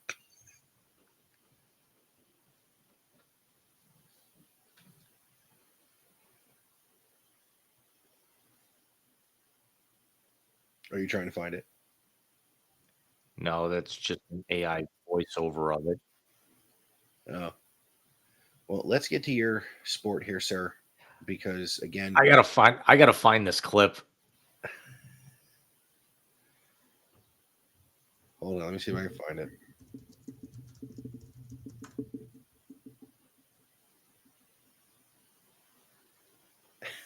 I think I just found it.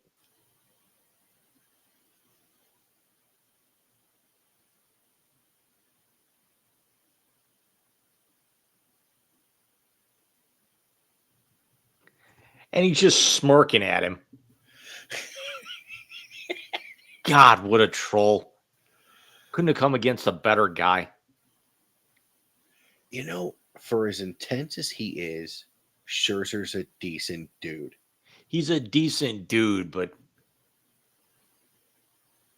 see, the difference is that when Bryce pops off, it's entertaining. When Scherzer pops off, again, he's get off my lawn guy.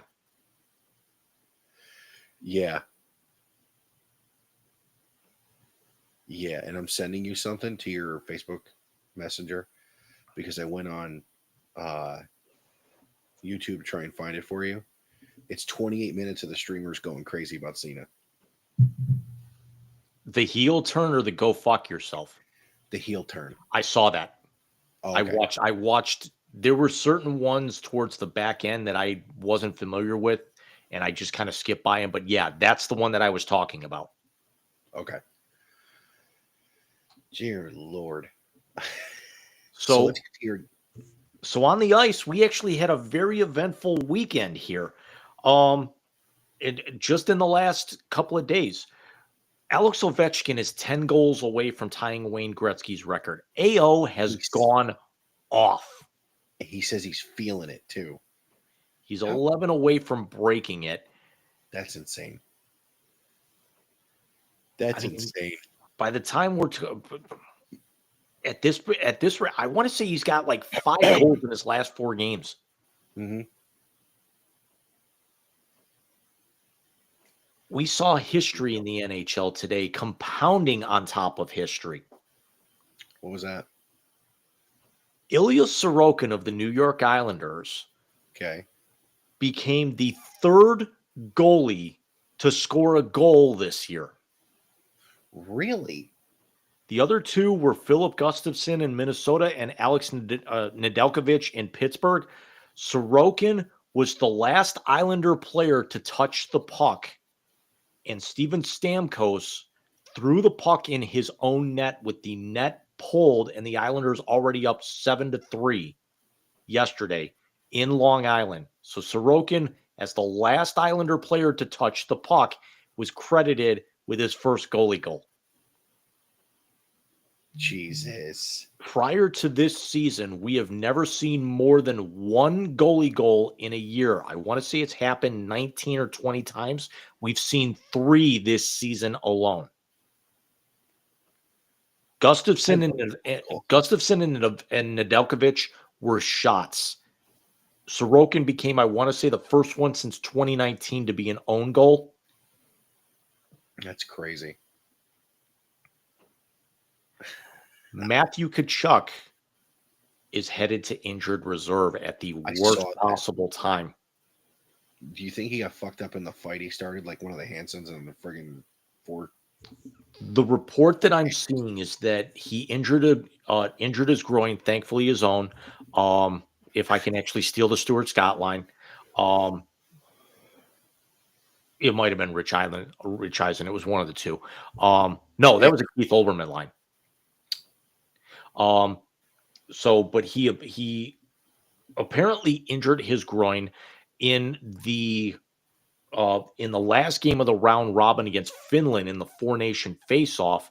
Tried to play through it, and apparently it's not healed and has now been moved to injured reserve for the Florida Panthers, who have now slipped to second in the Atlantic Division, as the Toronto Maple Leafs have become a house of fire in the NHL, as they are the hottest team in the NHL right now, not named the Winnipeg Jets.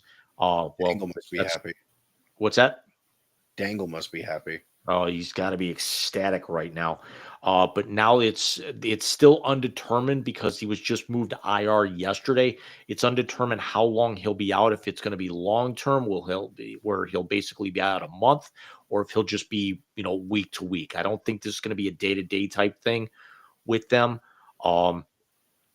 When you look at the NHL right now, the hottest teams in the league are all coming out of the Eastern Conference. You've got Montreal, who's won 4 in a row and has gotten themselves within 5 points of a playoff spot. You've actually got, I should say 3 after today's action. But the top 3 teams in the Atlantic Division, you got the Leafs, who have won 5 in a row at 78 points, leading the division. The Panthers have won 3 in a row, 77 points. And the Tampa Bay Lightning have won 8 straight and gotten themselves to 74 points, pulled themselves out of the wild card that they've been sitting in or hovering around for a while, and actually have 2 games in hand. So you look over in the Western Conference, no team with the St. Louis Blues losing today against Dallas, who had won 4 in a row. No team in the Western Conference has more than 2 wins in a row. And you've got 4 in the East that have actually poured on 4 in a row or better. I take that back. You can add 1 more to that for the last thing that we'll talk about. Michael, do you know who is in first place in the Eastern Conference wildcard standings in the National Hockey League? Could that be the Columbus Blue Jackets? That would be the Columbus America Blue Jackets. So I mentioned at the beginning of the blast, and I said Columbus, Ohio showed out last night. 95,000 people in the Horseshoe. The Ohio State Marching Band does Script Ohio on the ice. Not an easy thing to do. Not the football team. Those are the band kids. I believe some more respect should be given there, personally. Buckeye hater or not, the band is still the band. And then they win last night, beating Detroit. Amazing. I watched some highlights from that game. They did the walk like the football team does from the shop to the stadium with Johnny Gaudreau's family leading the way. Yep. Including baby Gaudreau. Including baby Gaudreau. What an amazing night in the shoe. And for a stadium that's over 100 years old, that has seen plenty of amazing moments, this is right up there. I mean, I honestly believe that. And that's not being a Buckeye honk or anything. That's being serious. These NHL Winter Classics are pretty fucking cool. And to see those 2 teams play as good of a game as it was, and then to see Columbus win, and now the success they're having, it warms your heart. But also, that's a damn good team that they put together, especially when they can bounce back from Johnny's death like this. It's amazing right now. The Jackets are sitting at 68 points. They're 2 up on Detroit for the top wild card spot. Here's what's even more amazing. Not only have they won 4 in a row, the Jackets have pulled themselves within 4 points of both New Jersey and Carolina for getting out of the wild card and getting a top 3.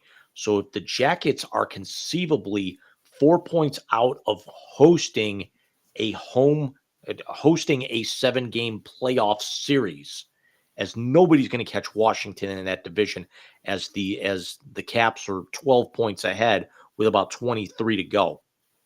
Yeah. And that honestly, Jim, that would be the story of the year, especially to start from where they did.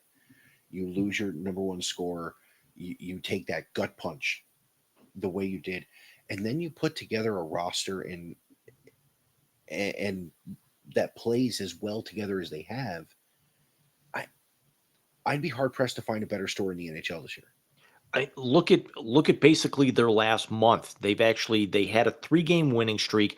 Then they lose 4 straight, but they're all close contests. It's a 1-goal loss to the Rangers, a 1-goal loss to Utah, a 1-goal loss to Buffalo, who went on like a 6-game winning streak, and then fell back to the basement.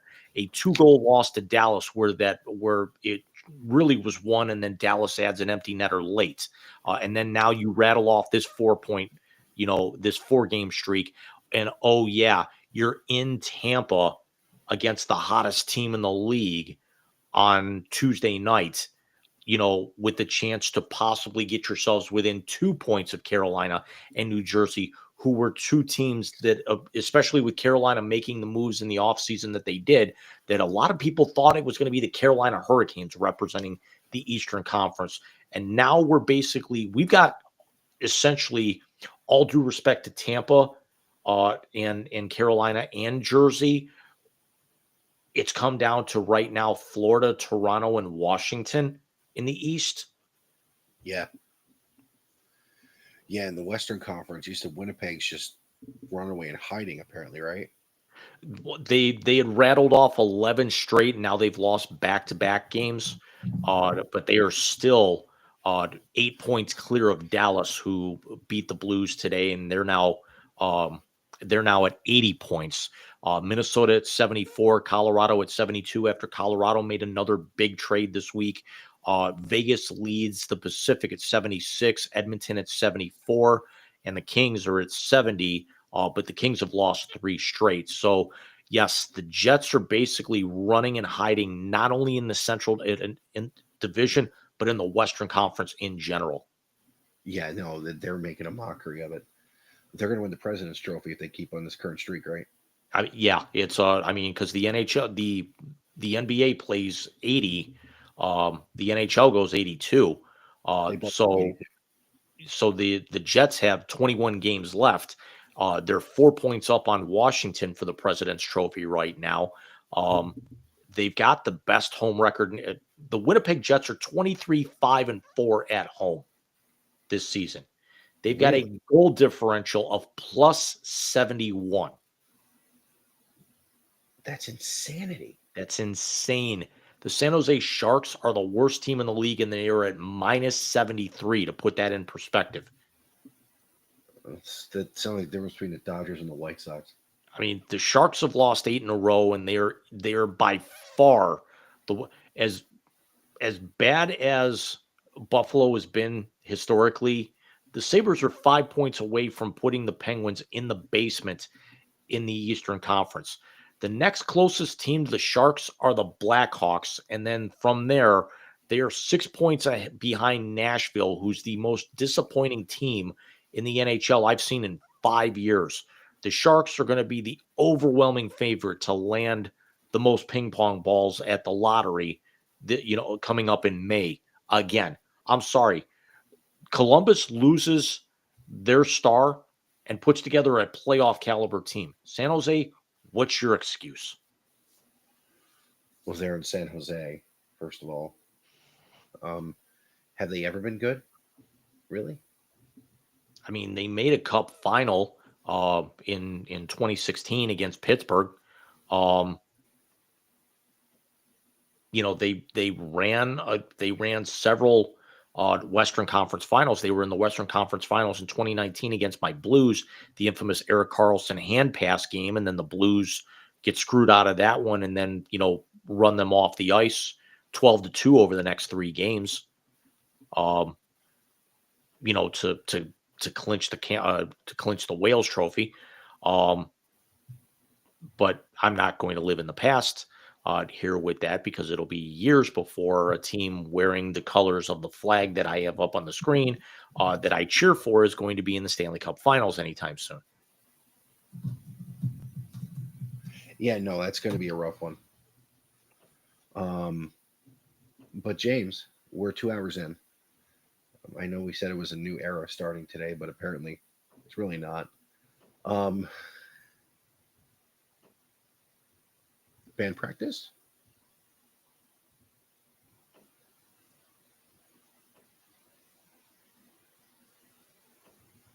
Would you shut up and just push the button already? No, God!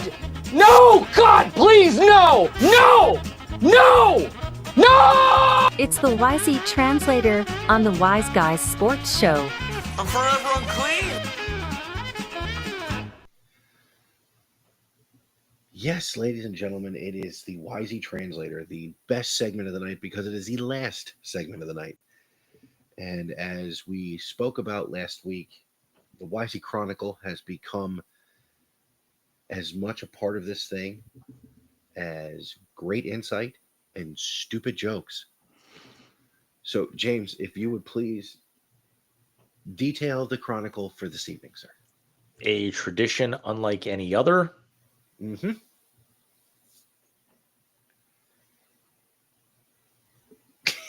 He's such a stupid fuck.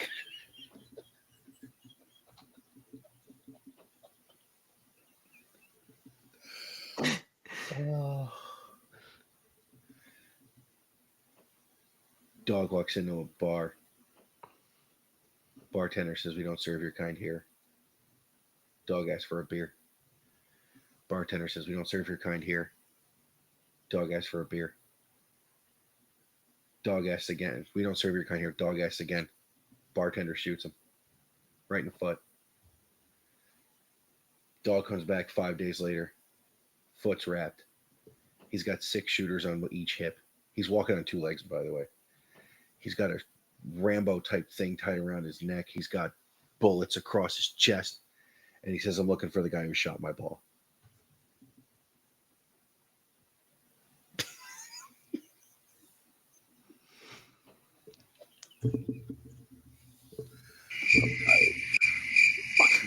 I'm tired. Guy walks into a bar, walks up to the bartender, slaps, walks down on a bar. Says, I'll bet you $100 that you could put a rocks glass on the bar. I can stand 6 feet away. I could pee on it and not spill a drop. And if I win, you buy for me and all of my friends all night. Bartender says, I'll take that bet. Bartender plops a rocks glass down on a bar. Guy stands back about 6 feet, starts peeing. It goes everywhere. It's all over the floor. It's all over the stools. It's all over the bartender. It's all over the mirror. It's all over the bottles behind him. Not one fucking drop gets into the glass. He's peeing all over the outside of the glass. Bartender is just laughing hysterically. Takes the $100, wipes off the bar, washes everything down, puts $100 in the till. Guy goes down to the end of the bar and he actually is talking with somebody. He actually comes back and he plops down this gigantic wad of bills. Bartender says, "What the fuck was that about?" It's like, "Oh, I bet you $100 that I could pee in that glass. I bet him 1,000 I could piss all over you and you'd stand there laughing like an idiot."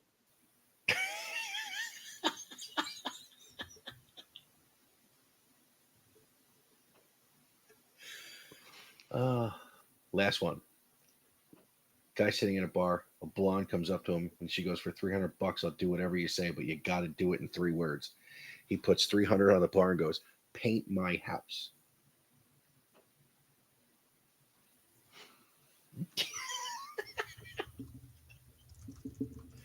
My mother told me that one. So, anyways,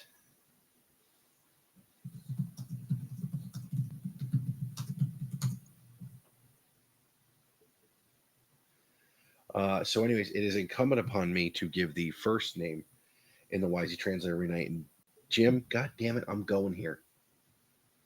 Your first name in tonight's YZ Translator is Donovan Mitchell.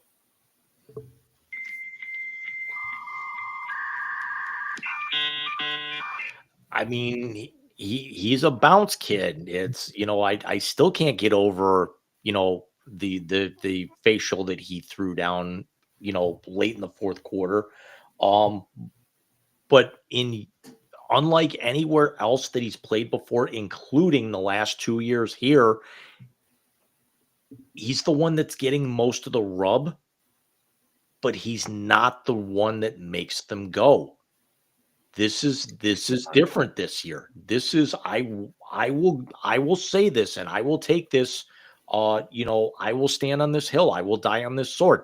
This team is going this year not because of Donovan Mitchell, not because of Darius Garland. I believe it's because of Evan Mobley and how Evan Mobley has transformed himself not only into a defensive player of the year contender, it's now a two-man race with him and Jaren Jackson Jr. in Memphis. Now that Wemby's ineligible, but it's not like what he had in Utah, and it's certainly not what he had the first 2 years under JB. No, and again, this is Kenny Atkinson. Did Friday night basically turn Kenny Atkinson from having not only the coach of the year, but actually having it be unanimous at this point, barring a collapse? No, I think Bickerstaff's going to get a lot of love for what he's done in Detroit in the first year because he's done a great job. And also what's going on in OKC. Yes. But I will say this. Kenny Atkinson gets the Lou Brown Award. They needed something to bring it all together. Well played. Very well played. Thank you. There you go. Michael, I've got two names for you tonight, and they are not sports related, but they are definitely current event related. Your first name in the YZ Translator tonight, it's been a very big night for her while we're already on the air, and it's somebody who you would definitely recognize because she's been in films that you've recognized and are a fan of. I will now put some respect on her name, and I will call her Academy Award winner, Zoe Saldana.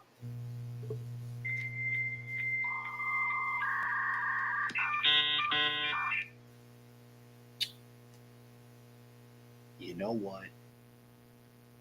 She plays a hell of a painted chick no matter what movie she's in.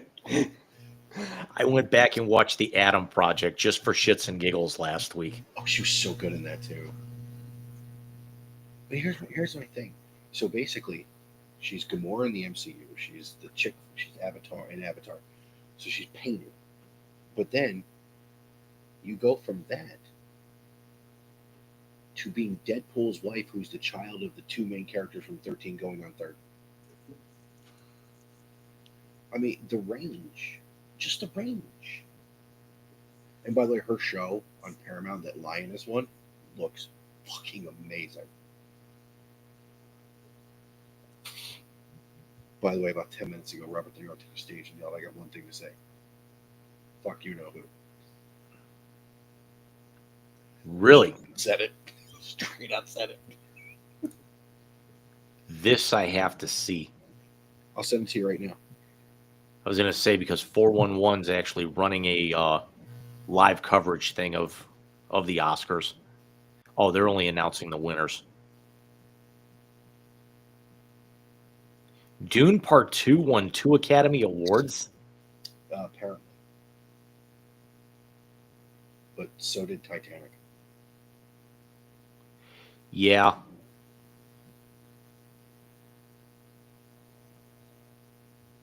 I just sent it to you on X. Yeah, but the difference is that Titanic might have been one of the last blockbusters that actually deserved winning Best Picture. It typically is not that. It's usually the artsy film that ends up blowing up later. It's not going to be things like Top Gun Maverick. It's not going to be a box office smash. I want to say in my lifetime, the two that I can always remember that won Best Picture like that were Forrest Gump and Titanic. Conan O'Brien, line of the night. We're halfway through the show. That means it's time for Drake to come out and call. It's time for Kendrick to come out and call Drake a pedophile.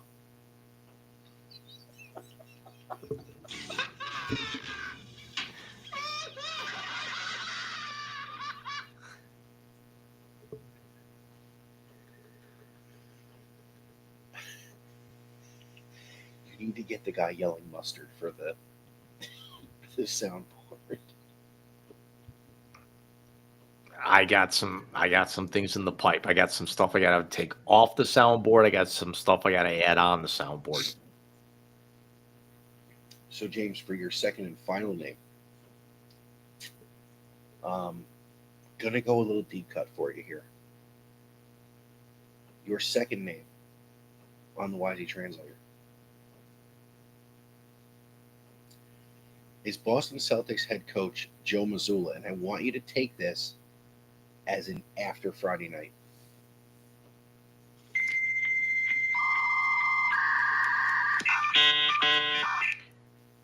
Still a top 5 coach in the NBA.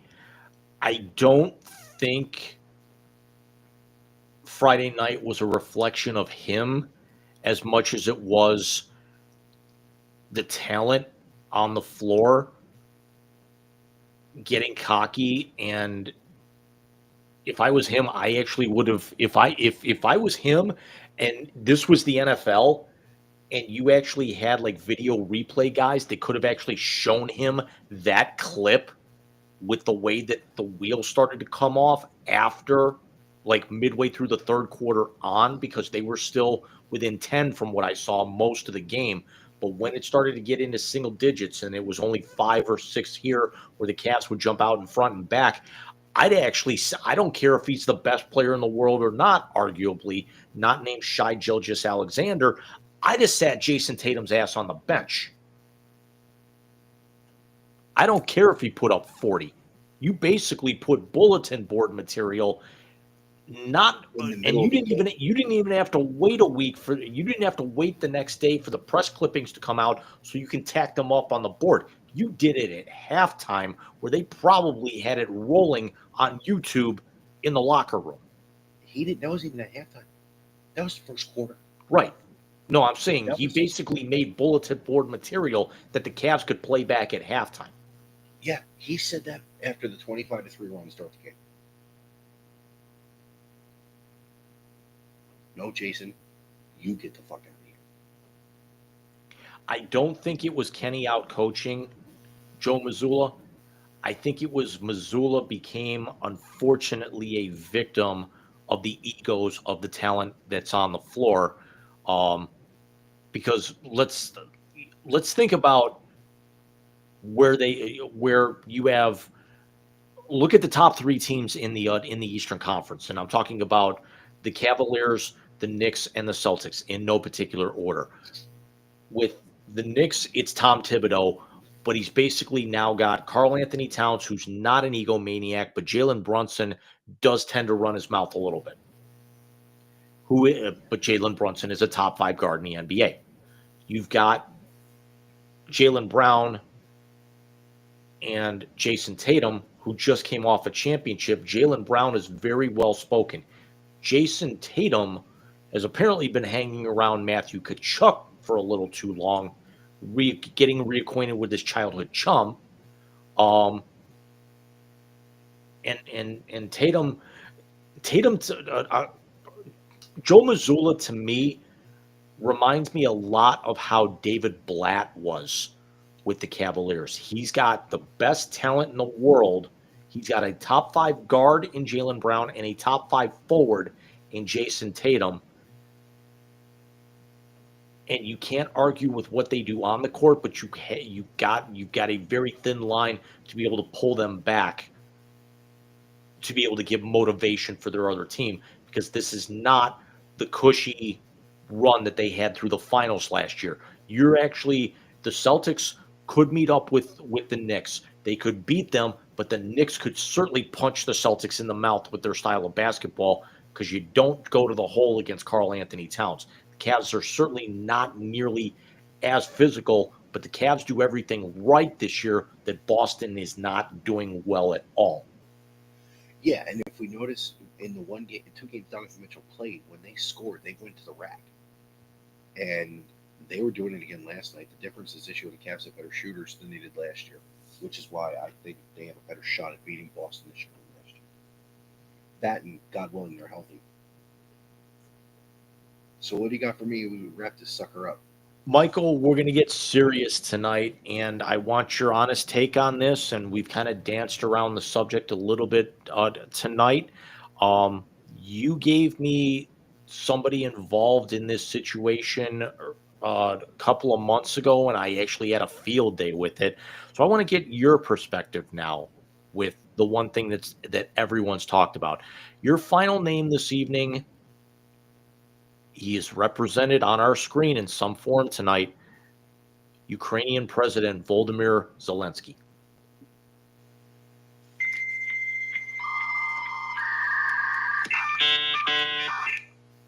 If you look up patriotism in the dictionary, it is not just subject to us in this country. It is in all sovereign nations around the world. This dude's fucking picture is there. He is the son or the grandson, or maybe great-grandson, of people who fought Nazis. Jewish people who fought Nazis. It's him. And it was his, I think it was his grandfather or great-grandfather, the only one who lived out of the 4 brothers who volunteered to fight in World War II. He has stood up to a power greater than his own, and he has held his own, taking mass losses, and he won't give up. So I got one of these. I'm not built for that kind of service, so I will not take shots at people who put themselves in that kind of line of fire, other than egomaniacs who are just fucking douchebags. I played you the clip before we went live on air, and I think Joe from Jersey summed it up pretty well. She hit the nail right on the head. This is fucking embarrassing. And you can start to see the cracks forming a little bit, as we don't want to end the show going this direction, but a Republican senator has already called him out that it was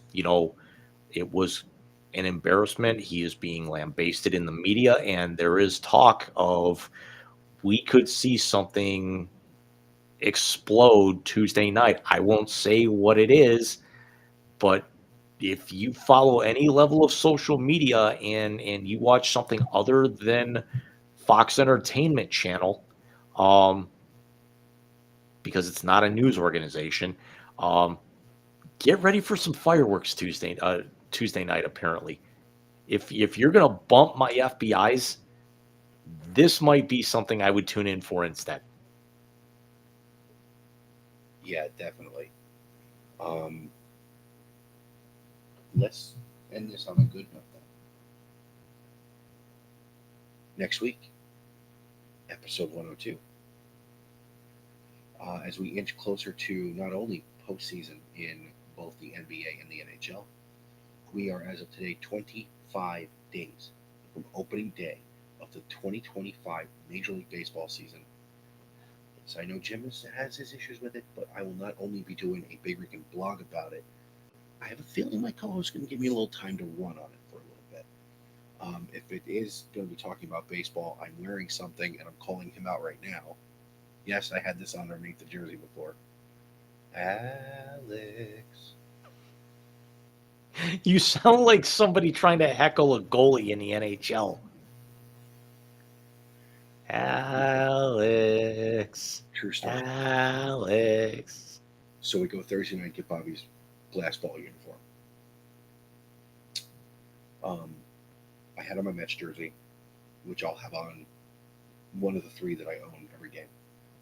And the guy comes up to me who runs it, and he goes, I got to tell you, during the 90s, Met fans were my favorite. And I'm like, why?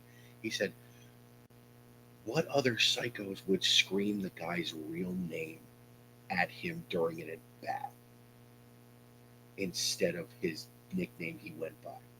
And if you know what I'm talking about, it's Met fans at Shea Stadium yelling, Larry, at Chipper Jones.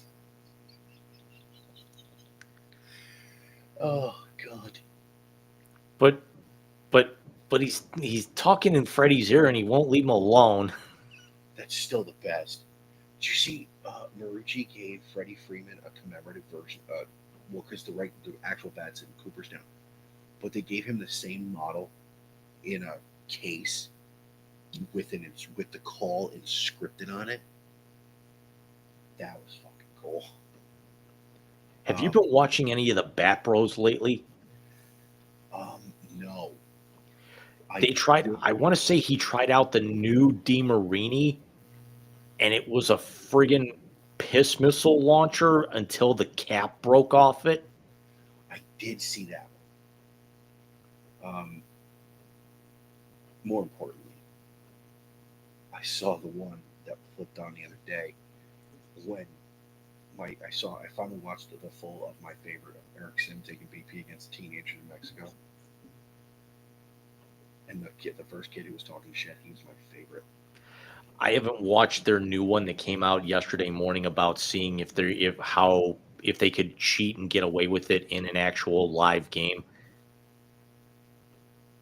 Only these idiots. Did you watch the one about them playing baseball backwards yet? Yes. Now, what was better, that one or when they made their own sticky stuff and Eric got tossed? The sticky stuff. The sticky stuff was fantastic. Because I thought of Garrett Cole the entire time. But we will see you guys next Sunday night for the Wise Guys, episode 102, as we inch ever so close to episode 200. Hey, do you know what started tonight?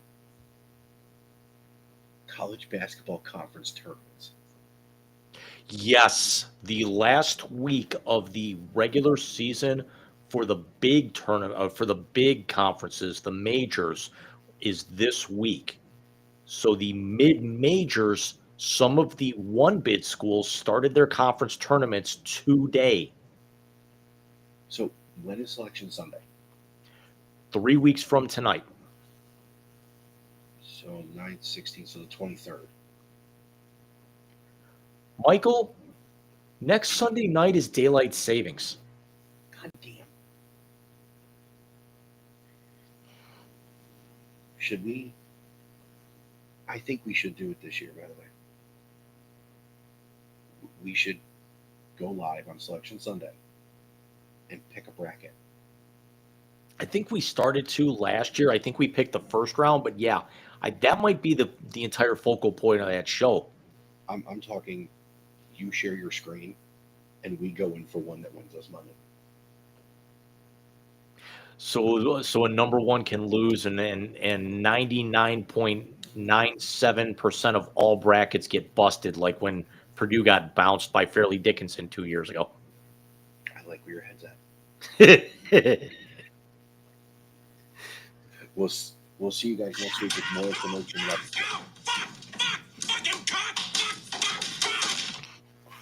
We will see you guys next week, and we'll have more information about the 23rd, because I think that's where we're going to land. But here's to 102 next week. Jim, I'll talk to you during the week. Yeah, I'll probably talk to you sometime tomorrow. Everybody, have yourself a good night, and we're shouting out all the Parma chicks out there. And look for the first episode of W2s in the next couple of weeks. We'll be posting that on our socials here, and we will see you guys in 7 days' time. Sounds good. Good night, everybody.